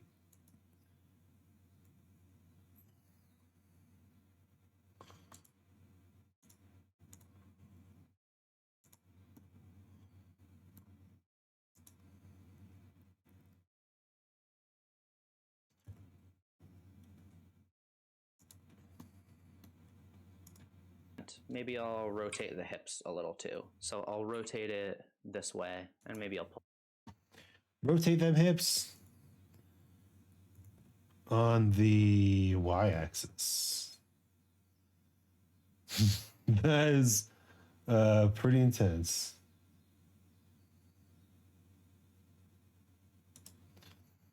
Is it this thing that I want to do?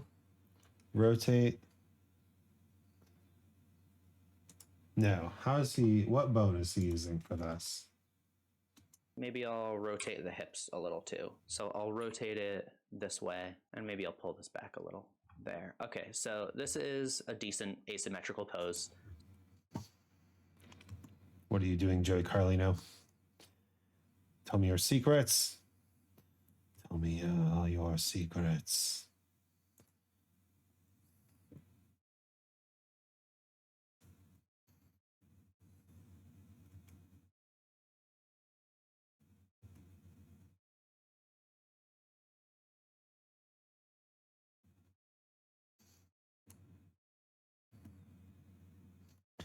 It's just the hip bone, isn't it?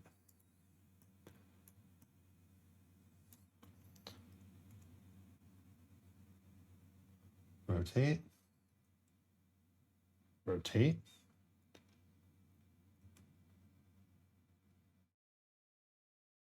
Around he goes. I'm upgrading my enchantments to the max level, like looting 8 and fortune 8, huh? That's a lot of looting and fortune. You're gonna get so many materials. That's cool though. I think we want to do this in the y-axis.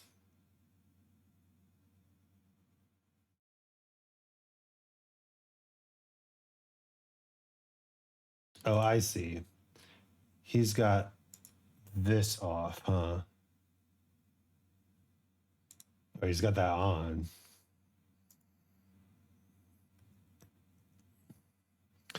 Dame tu casito.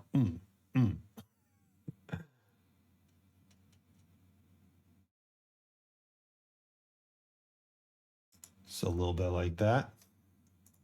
So what we can do is just pull up our timeline just so we can see things a little better. You want to select all of the bones that you moved. So I'll select all of these, and I'm just holding shift and then dragging for box select right there. If you're not in box select mode, you can hit T and you can see we have select box. If you hold this, you can change the selection mode. So by default, it should be select box. So you can just shift select everything that you moved like that. We'd also have to look at our fingers if we want to insert a key for those. I'm not planning on actually animating the fingers. I'll just keep them in the same pose the whole time, so I don't actually have to insert a key for those. So with all of these selected, you can just hit I. I is for insert keyframe. Just remember I is for insert. And I want to choose location and rotation. And now you can see we have a little key down here. And if we scrub forward to maybe frame 20, with all of those still selected, you can hit Control C, Control Shift V to flip to the other side, and we'll do the same thing. I for insert keyframe, location, rotation.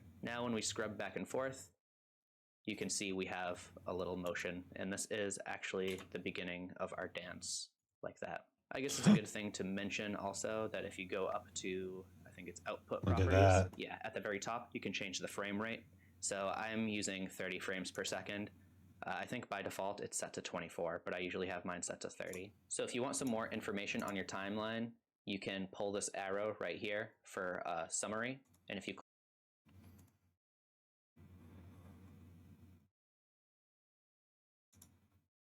24 frames a second is fine. Click that, you can actually see all of the bones you have selected. If you have none of them selected, they'll all disappear, and you'll only see the ones that you have selected. Usually I don't actually use the timeline for animating right here. I'll just use it for like the in and the out, the start and the end frame, things like that. Usually what I'll do is create a second one, so you can just pull a window from the corner, or you can like right click right here for to split your windows. So I'll just split it. I'll just leave this one for our timeline, and we can change this one to the dope sheet.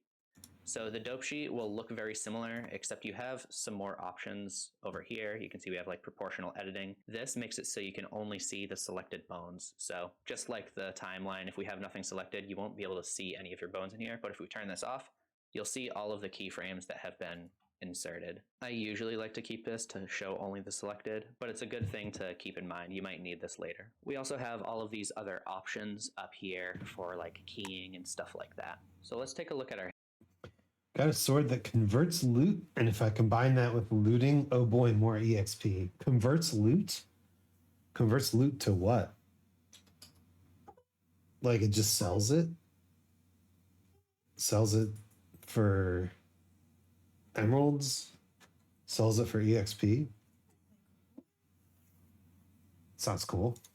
hips, because we actually changed the location and rotation for all of these. So if you click your hips, you come over here, make sure the summary is pointing down like that. Click the arrow for this. You can see our hips. You can see we have inserted for the X, Y, and Z location, and then all of the quaternion rotations. Don't worry about what quaternion means yet, but there are two different like main rotation types, quaternion and Euler. That's like for a separate video. But basically you can see which ones we've inserted, and you can also see which ones the value hasn't changed. So anything that has like a line going from one frame to the other, that means that it hasn't really been changed. And if we were to delete those, you wouldn't actually notice any difference in the animation. So this is helpful for if you want to clean your animation up later and just have fewer channels being used. You could actually come over here to the edge, just select them and hit X, and that will delete everything you have inserted for that channel. I'm not going to do that, but you can do that if you're trying to keep your dope sheet tidy. Oh, also to expand things really quickly over here, you just hover over here, and on your numpad you can hit minus and plus to kind of collapse things really quickly and expand them like that. You can also search too, so if you have a bunch of things selected, I could search for just hip, and you can see it's just selecting the hip now. You can also do this for like if you want only, the X location or something like that, you can just type in X loc like that. And now you can see when we drop this down, all of these will only be showing the X location. You can also lock these if you don't want them to be able to, be edited, and you can disable them like this. So you can see our hips. If we don't want our hips to move at all, we can disable this, and now they won't move. These are still inserted, and we can just easily turn it back on. It's like a way of isolating things if you want to isolate things to see how they move. So another way to insert keyframes and edit them and keep track of things is with the graph editor. So again, we can just go over here, click this, and go to the graph editor. But there is a shortcut. When you're using the dope sheet, you can just hover over here and hit Control Tab, and that will just switch to the graph editor. This also works for the timeline. You can do the same thing. It just switches back and forth between the graph editor and the timeline like that. So let's take a look at the graph editor. So if you select everything and hit period on your numpad, it'll zoom in to kind of show everything. And it's a little hard to tell what's going on. So let's just take a look at just our hips and zoom in on that. Maybe let's just zoom in on these ones right here. So you can see now what's actually going on. We have some curves going up and down. So up and down is a change in value. You can see with this one selected, we can actually move it up and down. And this is our Z rotation right here. You can see that by coming over to the side. We actually have our Z rotation selected. It's highlighted over here, and that's because we have it highlighted right here.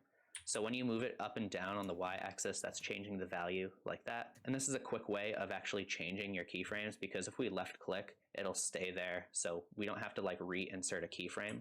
We can just come over here and change it. You can also rotate these, and you can see the handles are moving around now.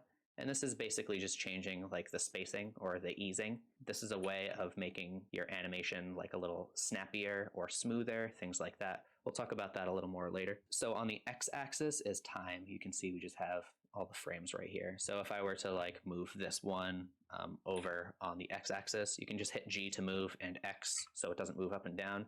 This will just make it happen faster. So if you want this to be a little easier to look at, you can hit this normalize button. Basically what normalize does is it takes all of the maximum values and puts them to 1 and all of the minimum values and puts them at -1. It's not actually changing the values, it's just changing how you see them. This makes it easier to look at because all of the curves start looking kind of closer to the same size. And you can see that it's not actually affecting the value when you hit normalize, because when I select this and hit G and Y to move it down on the Y axis, when I hit left click to actually change the value, it'll snap back. So the value is actually changed. You just can't see the difference in value when you have normalize turned on. If you want to be very deliberate with the values that you're entering here, you can hit N when you're hovering over here, and this will open up a side panel. There's also a little arrow, you can just drag it. And under F curves, when you have something selected, you can just scroll down and you can see that there are actual values here. And if you move them, that's changing the value over here like that. You can also see what type of interpolation and handles they're all using. That's something you can also change over here. You can just go to, I believe it's key. We have easing type with Control E, interpolation type with T, and handle type with V. I'm not going to talk about these options too much in this video, but these are actually things that I mess with quite a bit for more complex animations or motion graphics, things like that. Okay, so if we want this to loop, let's go back to the dope sheet with Control Tab. One thing you can do is just select the frame at the very top, which is just going to control everything that's below it. This is the summary. So if you select this one and move it around, it's moving everything. Just duplicate it with Shift D and bring it over to 40 like that. And so now it will go to this one and then go back like that. So you can either do that basically over and over again. You can then just duplicate this and keep going. But this isn't very convenient because, say for instance, we want to change our initial pose. We have to change that for every frame that we placed. So instead of doing that, we can actually just use a modifier. So let's go back to the graph editor with Control Tab. And with one of these selected, you can see I'm just selecting the X location for the hip. In this side panel over here, you can click modifiers and we can add a cycles modifier. And you can see when we do that, now it's just kind of going forever. You can see it's just kind of like going to this value, and as soon as it gets here, it like snaps back to the beginning like that. So we don't want it to do that. What we want to do is have it mirror. So luckily for after, instead of repeat motion, we can set that to repeat mirrored. And now it should go to this one, and then for its next cycle, go back, and it'll just do that over and over like that. If you want, you can also change that for the before, because you can see before is still snapping. You can change that to repeat mirrored. You can also set how many times you want it to repeat. If you don't want it to go forever, you can just change this to something else like that. So if we want this to work for all of our other bones, we have to select them. Okay. All right. I think I selected the wrong thing here, right? Because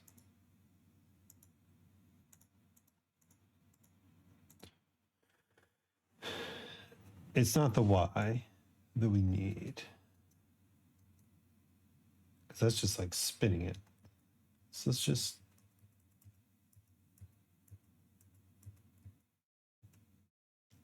it's the Z. Add modifier, cycles, repeat mirrored, repeat mirrored.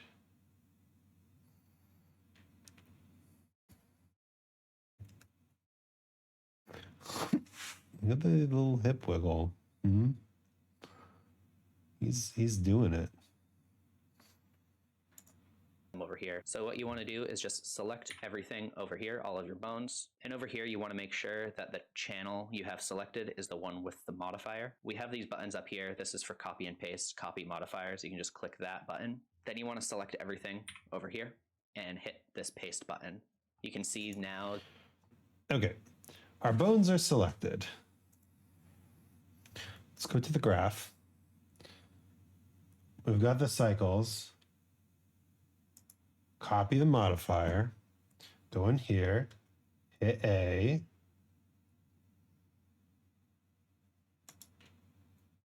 Paste the modifier. Look at that. That our other channels are also cycling, but for the initial one, there are now 2 cycles modifiers. So without touching anything else, you can see there is this little paste F modifiers. We have a few other options. You can choose replace existing. That'll just make it so it replaces the modifiers instead of adding them. So when we click that, you can see now that there's only 1 cycles modifier for that first one that we were copying from. And this is nice because you don't want to just constantly be piling up modifiers. It could end up breaking something. Now everything is just looping back and forth. This is kind of a stale animation because it's just 2 keyframes. So let's make it a little more interesting now, because one thing that's cool about this is when we edit either of these poses, we don't have to constantly duplicate them. We can just kind of update them on the fly. We can also insert ones in the middle and it'll keep looping over here. The only thing you want to be careful about is making these different lengths. So if I select this one and move it a little, you can see that now these are not going to go at the same speed. So if you want things to stay in sync, you just want to make sure that they all start and end at the same point. So let's make this a little more interesting by inserting a keyframe in the center. I'm also going to select these frames and just move them to 0 right there so that 10 is actually in the very center. So one thing we can do is we'll select our control torso and just move that up a little. We'll hit I and insert for the location because we're not changing the rotation of that one. In the middle, it comes up a little higher and then goes back down to where it was before. And already this is a little more complex. Okay. So at 10, grab on the Z, move it up a little bit. I location.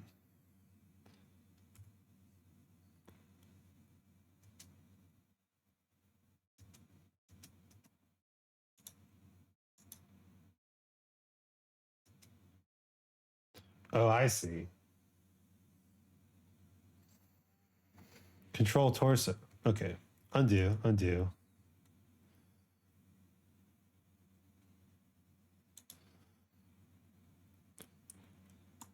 Add 0.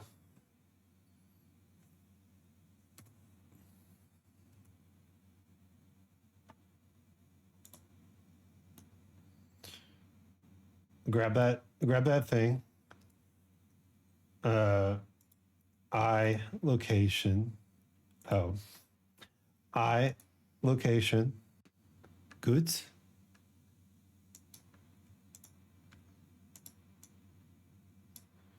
Mm-hmm.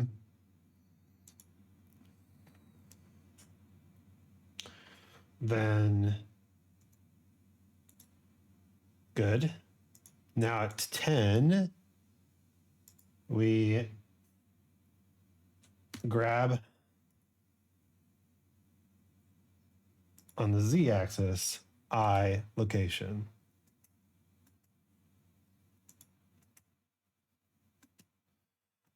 Looking mighty.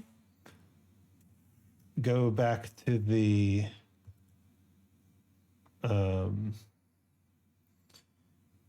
thing here. We're looking at Z location. Add that cycle modifier. Yeah, repeat motion. Look at that boy dance. Look at that boy dance.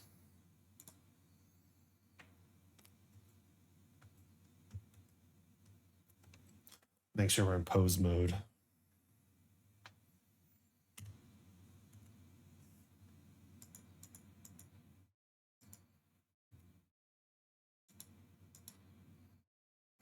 Where are my things not showing up?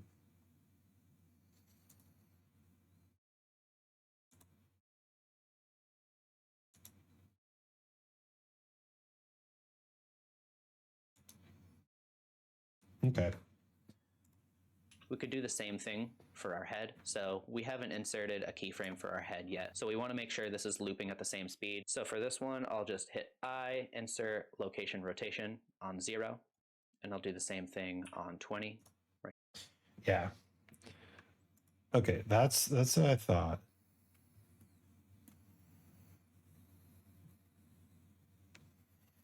And he's doing this on K spine. Hi, K spine.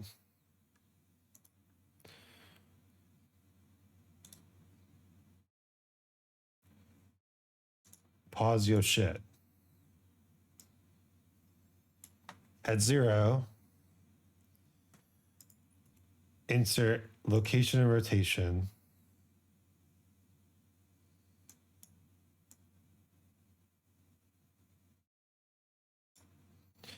And at 20, insert location and rotation. Good. All right, IK spine seems to be working.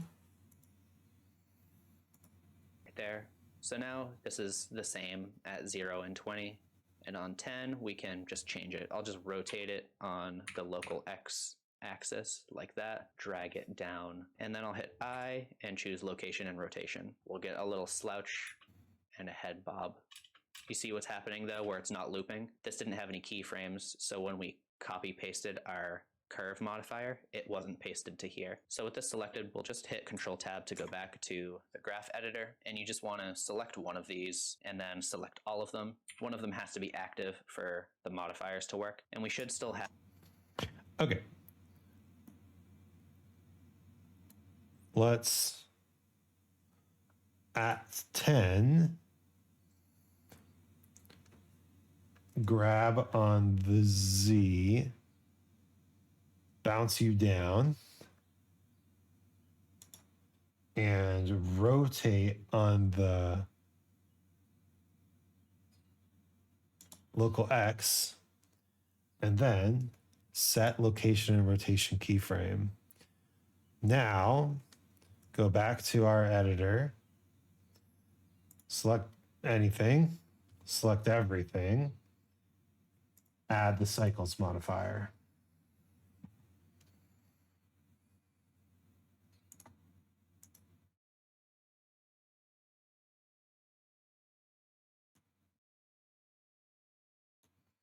He is jamming, which tells me that, so let's try this. Tells me that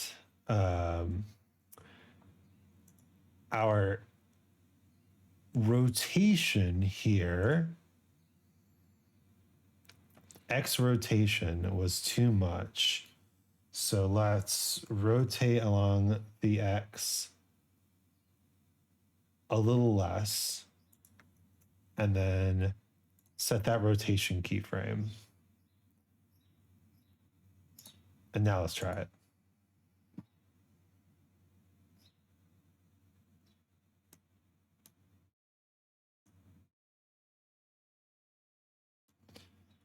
Can I turn off the names? Sure I can. Where's that pose?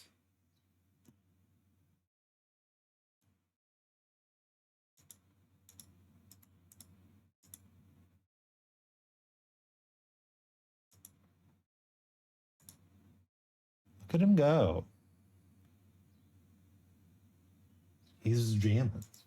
Have the John cycles Coltrane modifier on our clipboard because we only copied one thing. So if we hit paste, it should just work now. And you can see it looks like it did. This is popping a little. And I think that's because at this motion right here, the head is fully up. So instead of changing the keyframe there, we can just come over here and find the location.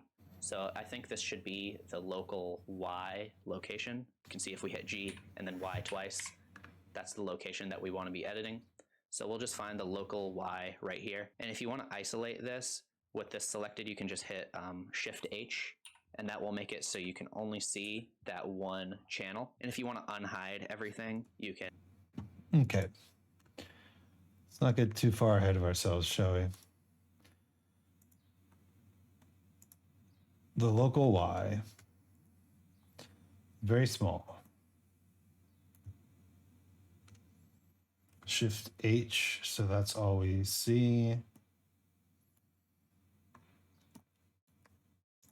And hit Alt H like that. And if you forget those shortcuts, you can find that under channel. You can see we have all of those options right here under channel. So now if we want, we can change these two pretty easily by just selecting them like that and hitting G and Y and just moving them down slightly like that. Now our chest isn't popping. So another way we can make this more interesting is by adding what people call secondary motion. So this would be something like making the hands move a little after our hips. And the easy way to do that is just select our hand IK controllers right here. And you can just select everything down here, all the frames, and just move them like 2 frames maybe. And you can... Ah, I see. That would help. So let's select those hand controllers. Go back to the dope sheet. Select all. Let's just move these.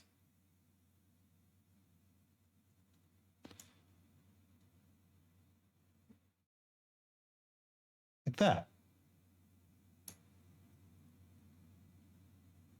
Oh, he jamming. I need to make this loop a little better. Where's the scene? No. Timeline. End 240, please. Thank you.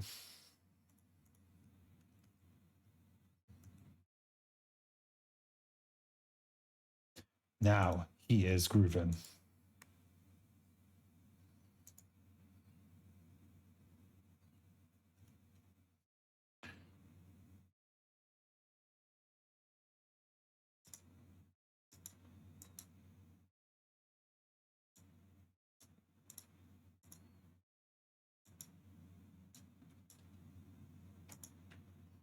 Can I select?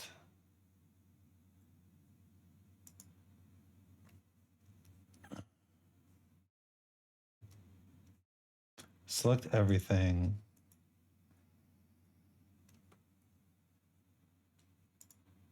Set it all to 0, shall we?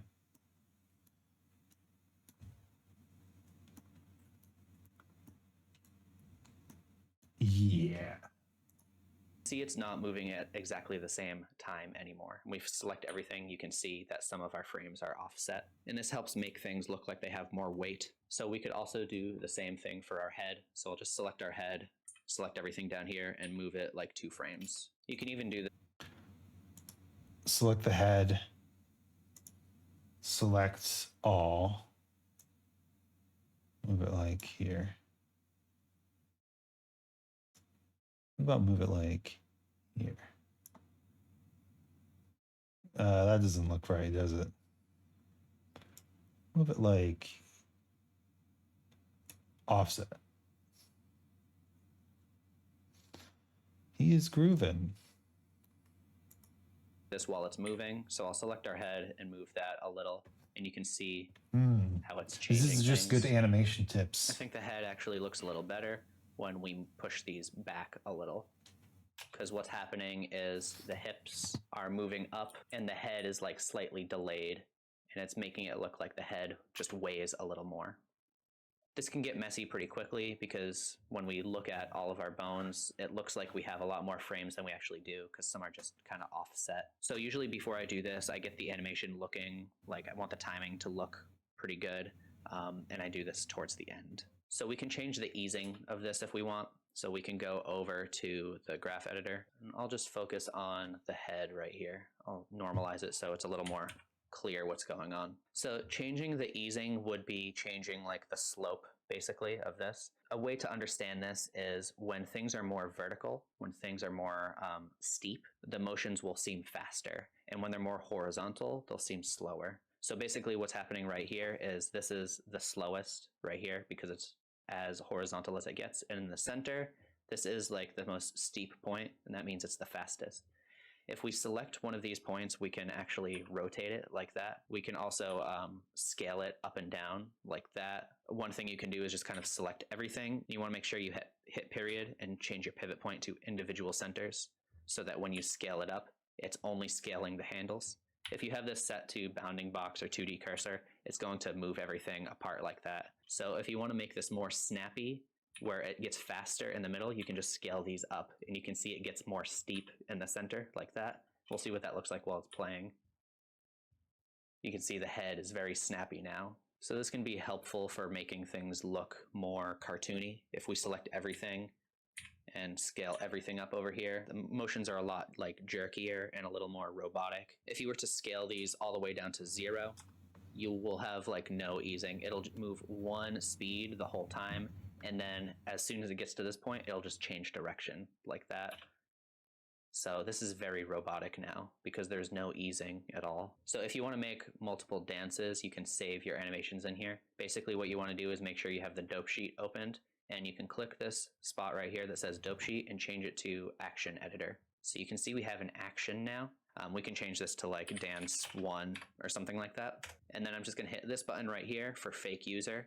And this just means if you don't have it selected, like if you hit this X button to delete it, it's not actually deleted because it's like being saved. So it's called fake user, but I think of like the shield as like it's saving the data in there. Now, if we want, we can just hit this button right here and we can make a new animation. So we can hit this like new button, and I'll name this dance 2.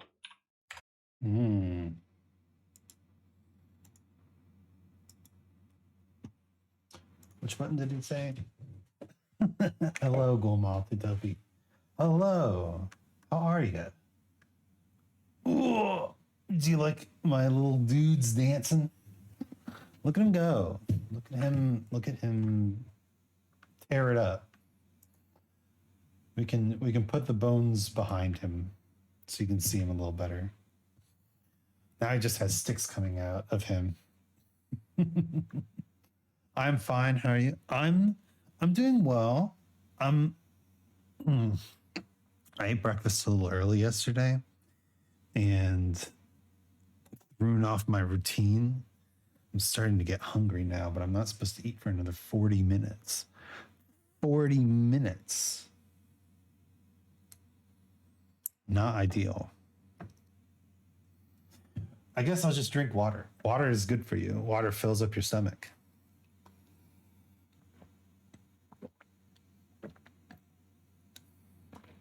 Ugh. We're listening to some John Coltrane today. Some high-powered jazz. I'm a big fan of jazz. It's honestly really, really, really cool. Cool music. How are you? Are you still doing classes? I heard Dolu played Phantasmophobia finally. I still don't have the game, but I heard Dolu wasn't a big fan of it. And hit the shield button for fake user. Then you Alt R, so everything's snapped back. Everything and Alt button for fake user. Now you want to make sure your save. If you button right here for fake user, he enjoyed it. Oh, really? Okay. He told me otherwise. Dances, you can save your animations in here. Basically, maybe what you he want to just do needs is to make sure play you have more the of dope it. sheet opened, and you can click this spot right here that says dope sheet and change it to action editor. So you can see we have an action now. We can change this to like dance 1 or something like that. And then I'm just going to hit this button right here for fake user. And this just means if you don't have it selected, like if you hit this X button to delete it, it's not actually deleted because it's like being saved. So it's called fake user, but I think of like the shield as like it's saving. He needs more time in the game to gain fun. Yeah, I mean, obviously, it's there's got to be enjoyable parts to the game. Otherwise, like, people wouldn't play it, right? But you have to figure out how to get to the fun for yourself. And sometimes, like, a popular game or a mobile game or an easy to play game, the fun is like right there for you.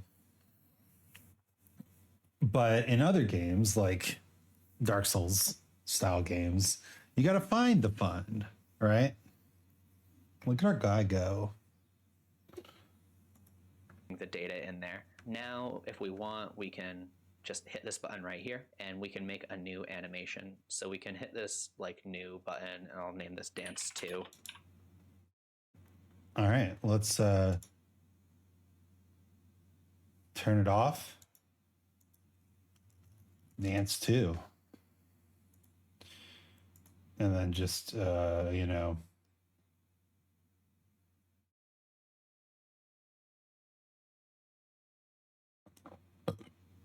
reset our boy and turn off the player. And hit the shield button for fake user. Now you want to make sure you're in pose mode. Select everything and I'll just hit Alt G and Alt R. So everything snapped back that we had selected. And you can see our fingers are still in the same spot because we didn't have them selected. That's fine. I'm not going to worry about that. So now let's make something a little different. So for this, I'll lower the body like that, and I'll move the feet apart, and I'll rotate them a little too. Switch. Okay. Start at 0, please. So let's do as he says.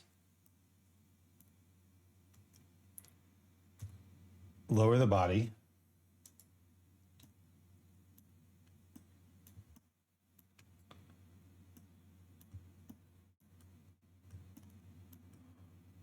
Move the feet apart.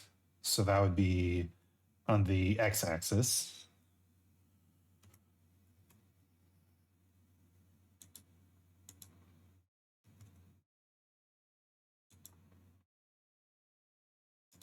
That to the other side. I'll make something a little more like aggressive. So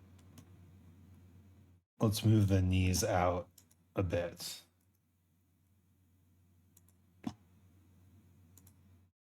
Give him good posture here. Good posture. I'll bring our hands over like this. I don't want to have to worry about hand rotation, so I'll turn this down like that.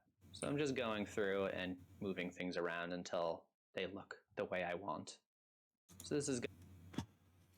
I see what he's doing. Okay. So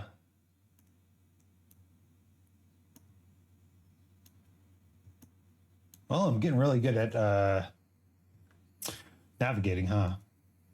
Okay. Grab. I'm gonna go take an afternoon nap. Well, thank you for stopping by. I want to hear more about your adventures all later, but have a good nap. That looks good. That looks good. So then if we copy this bone and this bone, copy, shift. All right, look at that.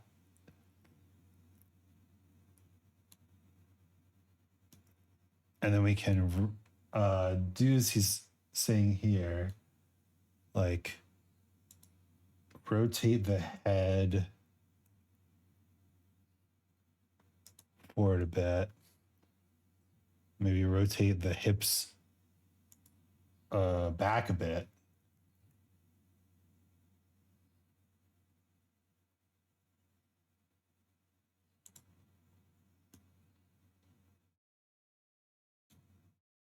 Maybe we need to bring this down a little bit more.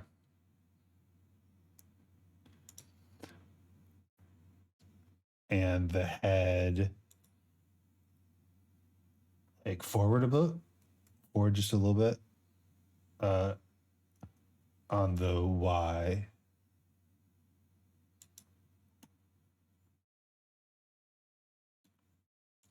And then maybe the hands forward a little bit too.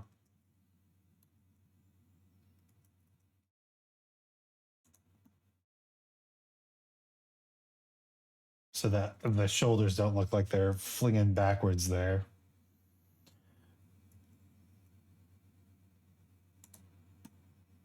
And then we can, once again, copy and paste flipped. Powerful, powerful stance. Okay. It's going to be kind of more like a person in a crowd cheering, I guess. I think I want to change the hips a little. So I'll just select the hips, the head, and the IK hand controllers. And I want to make sure I'm using the median point for a pivot point, and I'll just rotate everything on the Z. So I'll just rotate things like this. I'll put the hips back to the center, and I want them to rotate back a little on the X axis. Okay, he's doing essentially what I was talking about. Let's grab these hands, the bones that he said, rotate it on the Z. Wait, rotate it on the medium point on the Z.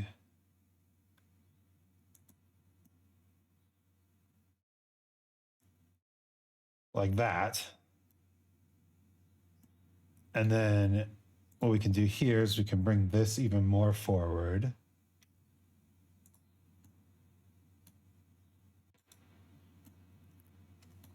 And this back and down. And then let's lower both of the elbow targets. Like that. I'll rotate the whole torso actually too. So once again, I'll select everything, hit I to insert a keyframe for location. Yeah, let's grab the hip bone.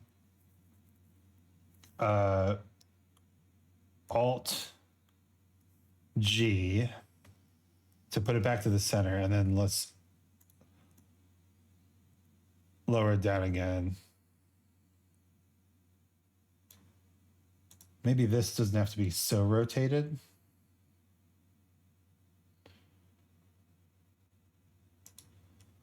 We'll probably rotate it more though later. Rotation.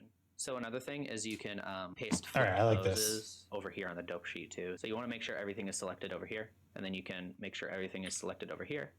Hit Control C, and then move to where you want. So I'll just go to 20, something like that, and Control Shift V, and that's just going to paste.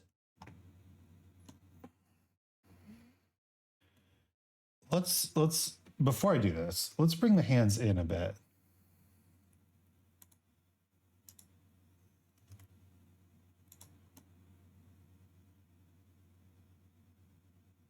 Yeah. Looks good. Okay. So A, insert location and rotation. Too many bones there, but that's okay. Copy everything. Go to 20 and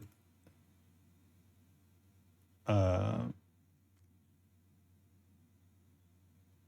no. Okay. So then copy here. There we go. The flipped pose like that. And once again, I'm just going to take these first keyframes back to 0. We can set all of these to be looping. So I'll just do that in the graph editor. Just make sure one of these is selected and then select all of them so that one of them is active. And we'll just add. All right. Let's go back. Go to here, select one thing, select all things, add the modifier, repeat mirrored.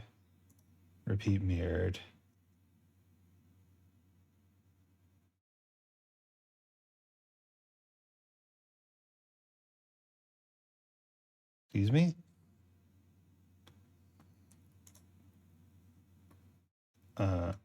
Undo.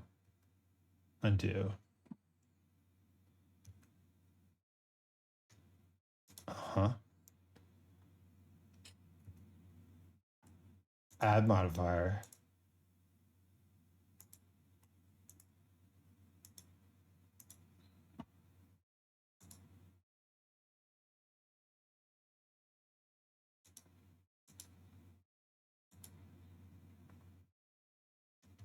Okay.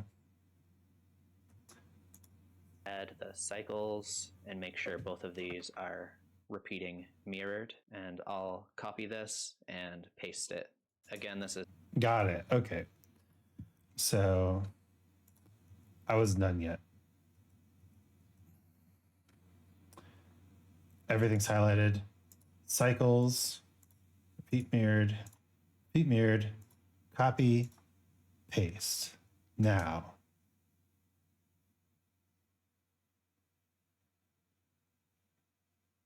I see the feet bones, huh? Feet bones I didn't copy properly. So let's go back.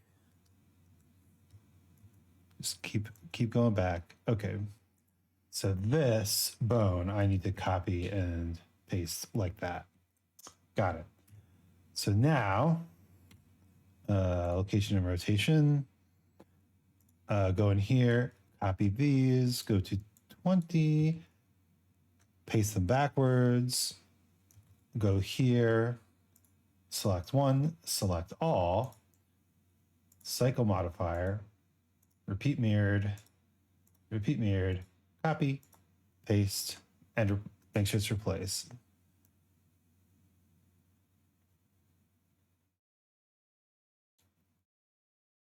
Yeah, he punching. Set to replace the existing modifiers so we don't have any duplicates in there. What I want is our hands in the center to be up more. I'll take this and I'll move it and paste that to the other side. Maybe I'll make the head go down a little like that. And we'll see what that looks like when we insert those keyframes. So now we have this cheering motion. Looks like the hands are kind of clipping through the head a little. Maybe right here, I'll just scale them apart. So you want to make sure you have median point selected for that, and you can just scale them like that. I'll make this more severe right here. Insert for location and rotation, and you just want to make sure that you paste everything flipped over to the other side. And now, when we start offsetting things to add some secondary motion, this will look a lot more noticeable because they're more severe. Actually, first, I want to make sure that this is a lot more severe. Like, okay, let's go through the process here. We're punching.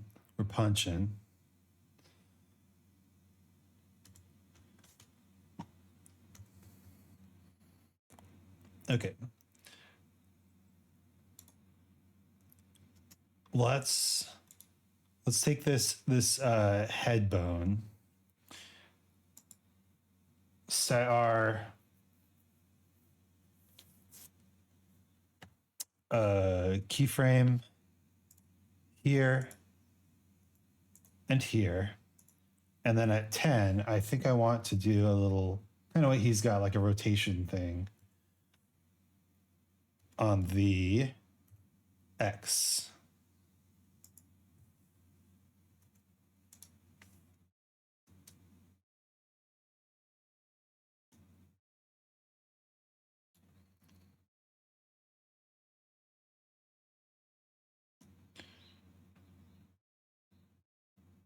All right, and we're not getting any clipping, which is nice. Let's do the hip bone as well. Set our, I think our zeros are already set, right? Because we did set everything at the beginning. That's smart. Although it's probably an easy way to lose track of your stuff if you're doing more complex animations. So let's drop the boy down low.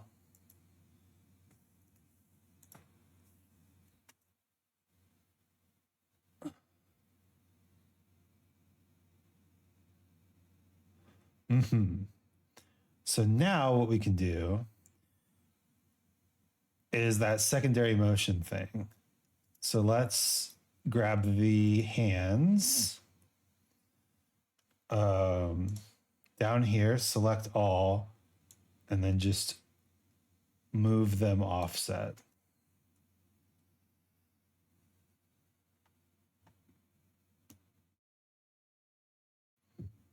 He's fighting. Oh, he's fighting. All right. like that. So now let's select the head and start offsetting that. So you can see we just offset that a few frames and it already looks quite a bit better. All right, let's try offsetting the head as well. There we go. I could have stopped the animation, but you know how it be.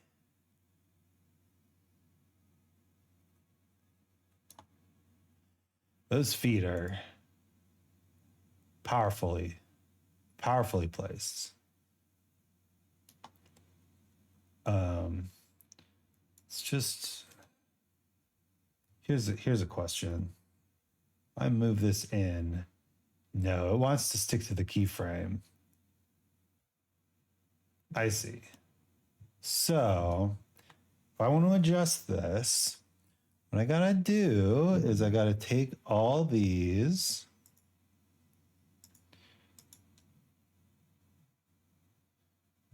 Can I at 0?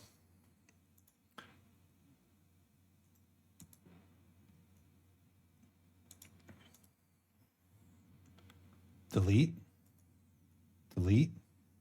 Did that delete all my other ones? No. Okay. So now I can move this in a bit. Copy, paste, flipped. Oh, but you know. Okay, now copy, paste, flipped.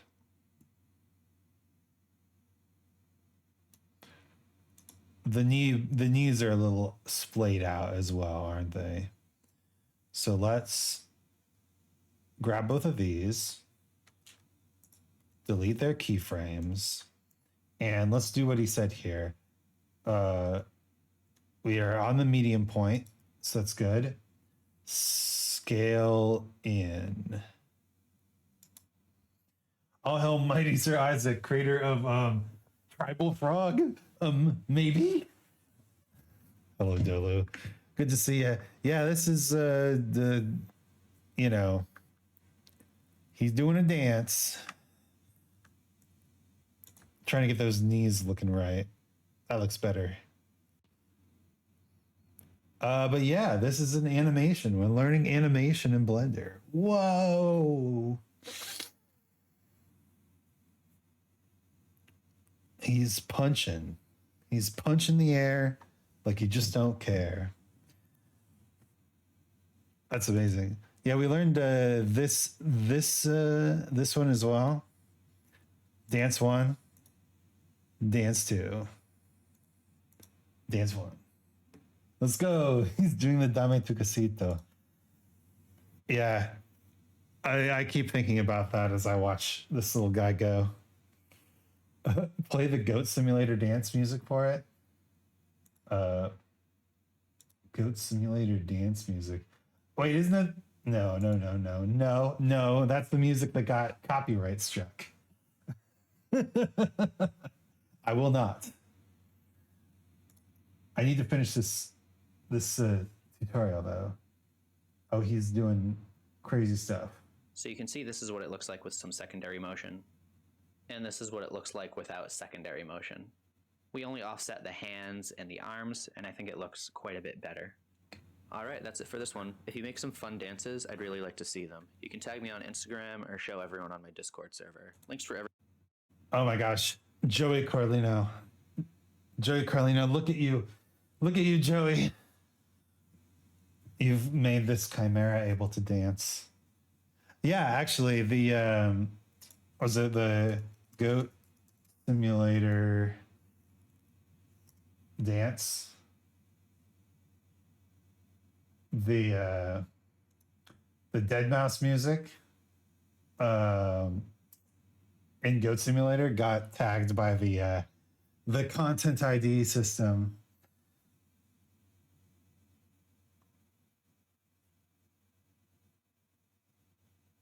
How to dance like an NPC in Goat Simulator. Yeah, that's fair. Okay. Tutorial over.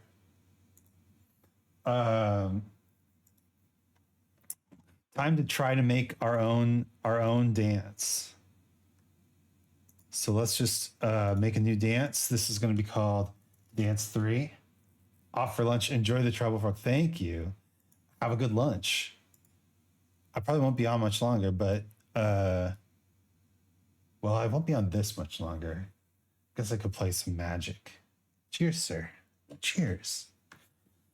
It's been a bit since we played Magic. Magic. Okay. Select all. Undo movement. Undo rotation. No need to undo scaling. What dance should we have him do? There's probably a lot of sick dances out there, but I'm not good enough at animation yet to do all of them. Why don't we just do the disco dance? Disco dance is easy. All right. Bones appear. And it'll be good because it's an asymmetrical dance, so we can kind of chill with it. So let's get our first position. We need them hips lower. Lower them hips.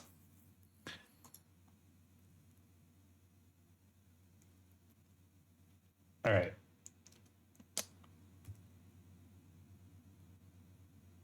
Let's get this foot straight. And let me see if I can do this. This rig is amazing, by the way. We're going to learn how to make rigs like this. That's on the docket now. This was an advertisement for this. Okay, we need a rotation along the Z. You love him. I love him too. What's this? Rotation along the Z. Nothing. X, Y, nothing. Also, hello, board. Good to see ya. We don't want to move the base thing. But I think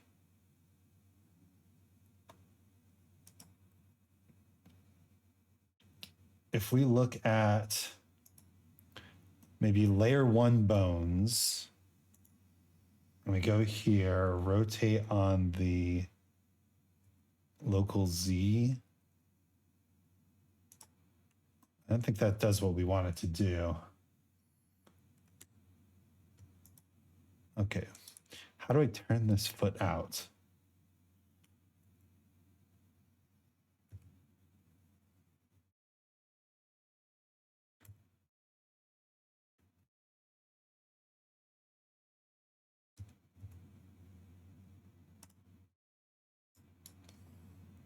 Do I need this off?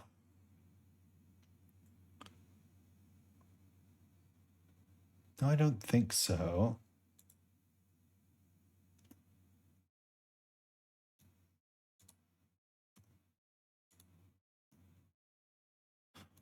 Maybe what we need to do is just move this out. That's not bad. All right. Now, important thing we need to do for the disco dance is we need to select these 3 bones, rotate them along local X's. Is that right? Oh. Individual origins, please. Rotate them along local X's, local Z's, local Y's, no, local X's.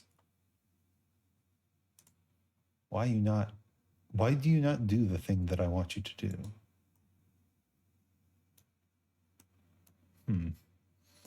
Are you bored? Hopefully not bored.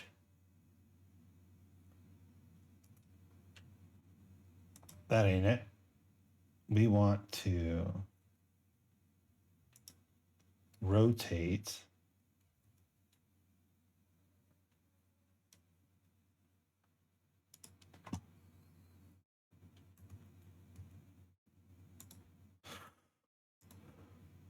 not what I wanted to do.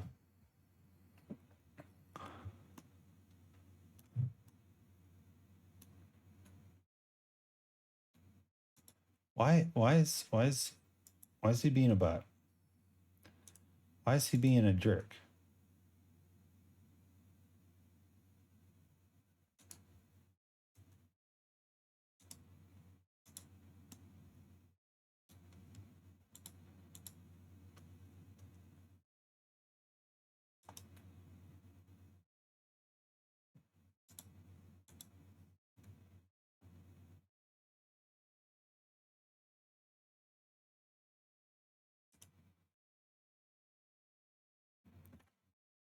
All right, back to the video.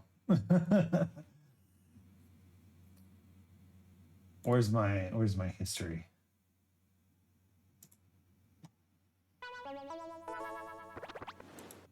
And this is really helpful.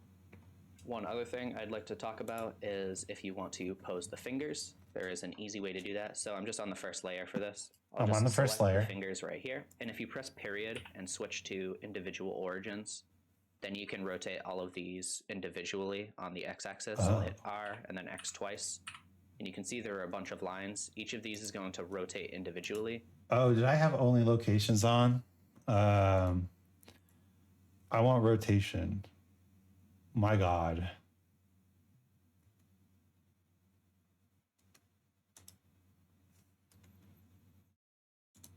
Individual origins. Rotate XX. There we go. Make that finger nice and straight. You got a point.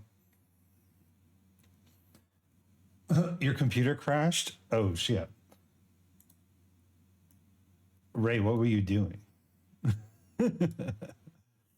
Why, Ray? Why, Ray? Rotate on local Z? No, rotate on local Y.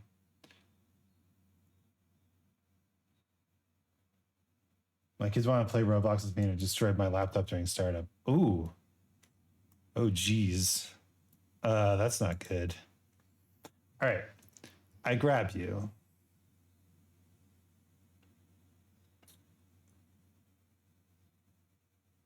On everything but the Y? Yes. And let's turn this off.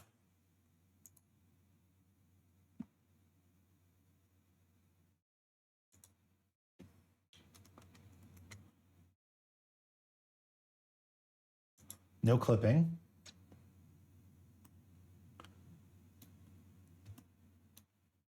We don't need this much. Yeah, there we go. That's better. Let's make sure that this elbow's getting thrown back properly.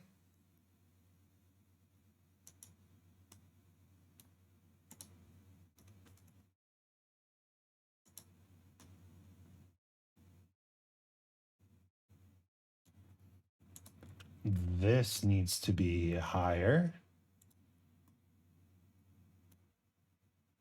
You'd operate Minecraft running, and I underestimated Roblox PC power.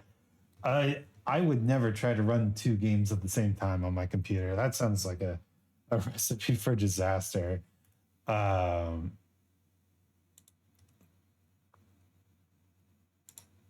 we...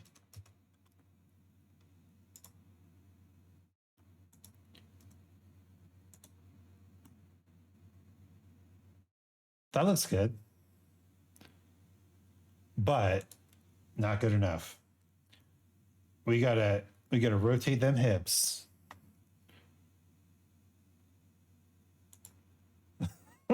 Oh, look at that. Look at that boy. Now we didn't mess around with the spine target.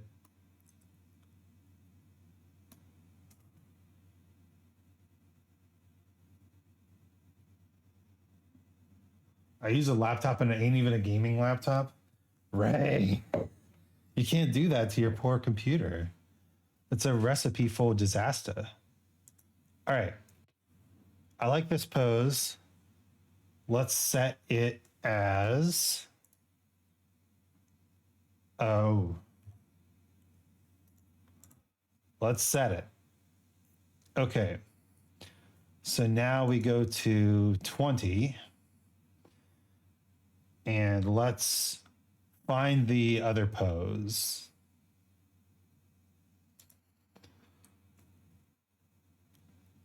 So this needs to come down here, but more in front.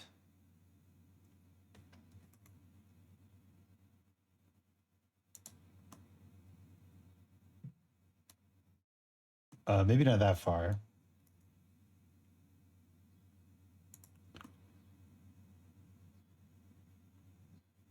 And we need to move this elbow out. So let's try this elbow. Let's try grabbing it on the x-axis.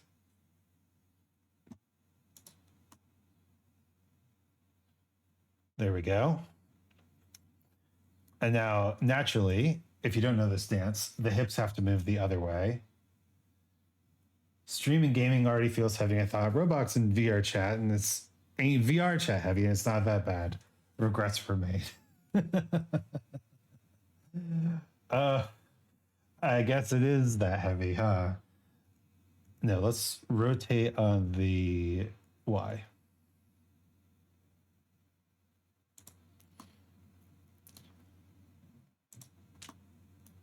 This head needs to be further down. Now that our elbow is out of the way. And I think this moves a little bit down and in to match the hip.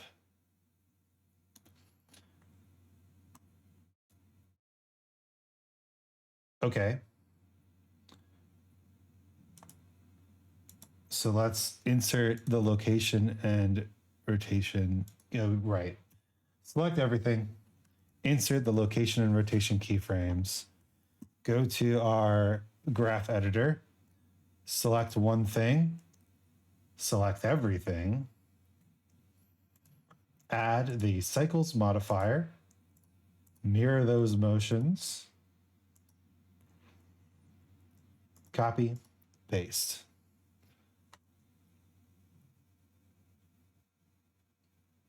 So far, so good.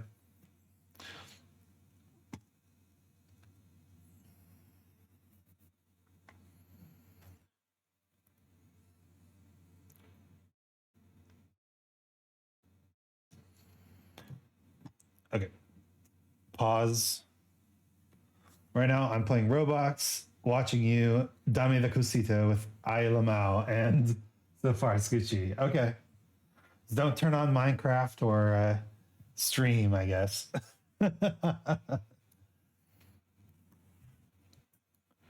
Let's go to our middle frame here.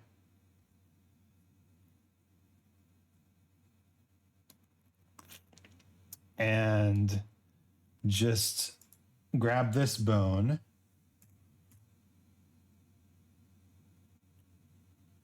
Rotate it a little bit. Let's grab this bone and bring it. Nope. Let's grab this bone and bring it up a little bit and set that and that.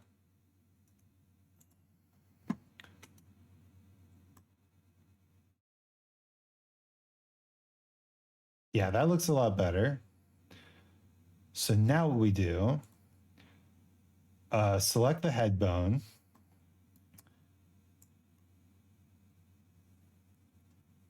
Offset it a little bit. Select this hand bone. Offset it a fair amount. Select this. Delete, delete. Let's bring this foot in a little bit. Just a little bit. So the heel moves a little bit. You never stream Roblox. I ain't 18 plus and I don't want Roblox flooding my content. Yeah, that's how I feel a little bit about Minecraft as well. Right? It's like, it's gunning for a different audience.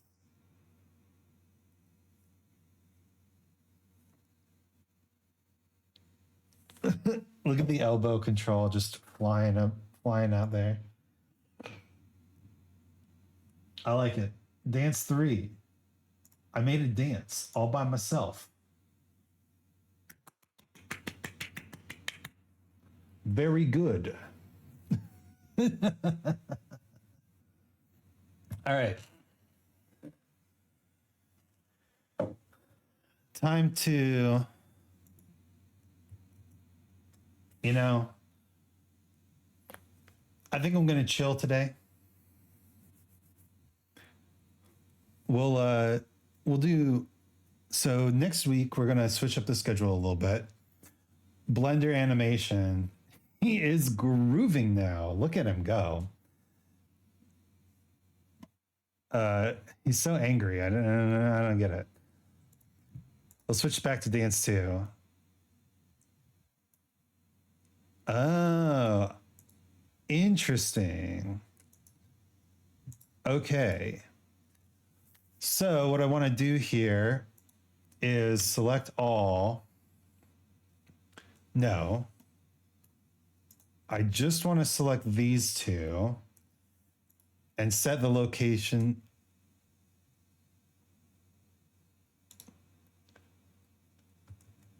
Not there. Got to set my keyframes in the right places. Are you still meant to be in Solus Corpo office? Yeah, we're here to make some money. Wunderbar. Now do the California girls dance. Okay, so this one we need to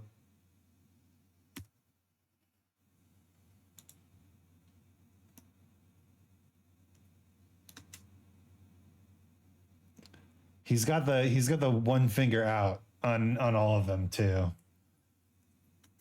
Okay. Sure. I see.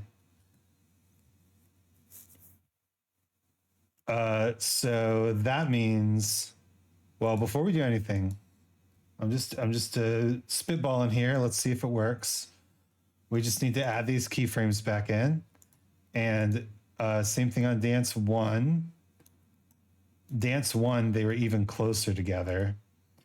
So let's just grab it on the X, move it nice and tight, copy, paste. Yeah. Go to keyframe 0, select these two, apply the scaling. So now the feet should be different in each one. Huzzah. And now what we need to do is in dance 3, we need to turn on the finger bones. And we need to say that these finger bones, we need to apply the rotation only, right? And then in dance 2, we need to, with those finger bones selected, we need to, we're still around individual origins, rotate around the, excuse me.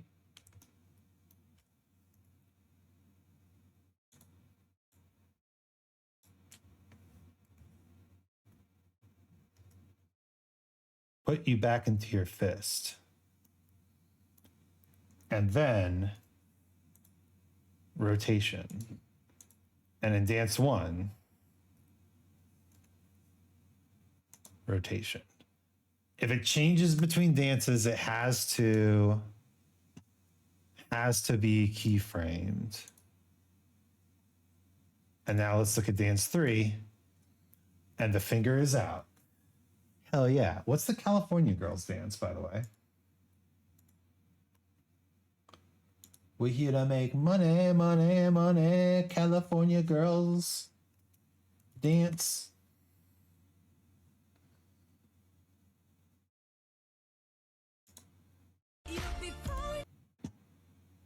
Oh, they killed Jason.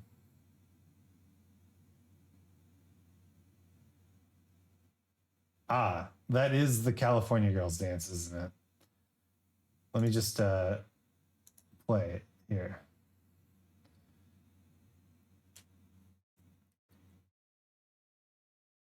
And I guess we could do more complex dances, right? The greatest song about a cat ever made is still on my recommended.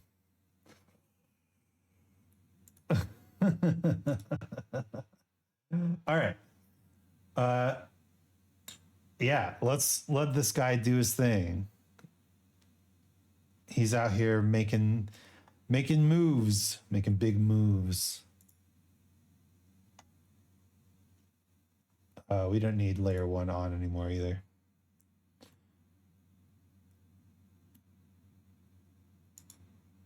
Just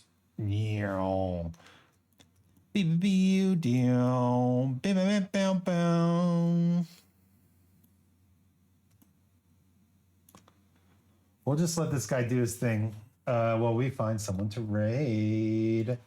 Next week, we'll be switching it up. Blender animation stuff will be on Tuesday, Wednesday, depending on your time zone. And we'll be doing Elden Ring. Ooh, Elden Ring on this time. Saturday, Sunday. Whenever you see this happening. Now let's raid before somebody raids us, because it's getting late. I bet people are starting to disappear. We need to hurry up and raid someone. Quickly. Not that quickly. A lot of people playing Helldivers 2. I'll teach the California Girls Bowberry next time. Wunderbar. You know what? Let's raid friend of the channel and powerful creature Revive Snow.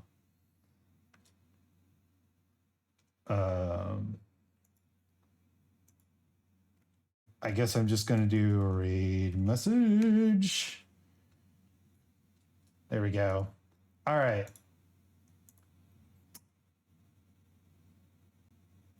Yeah. Well, this was actually really fun and chill. And oh my gosh, there's an alien dancing on the screen. I need to learn how to rig things in this way. However, he did mention that, sometimes you don't rig your own models. What if I'm just focusing on animation and the rigging? Oh, what if the rigging happens from someone else? That could be fun. Because I like this stuff. That little guy, he's grooving.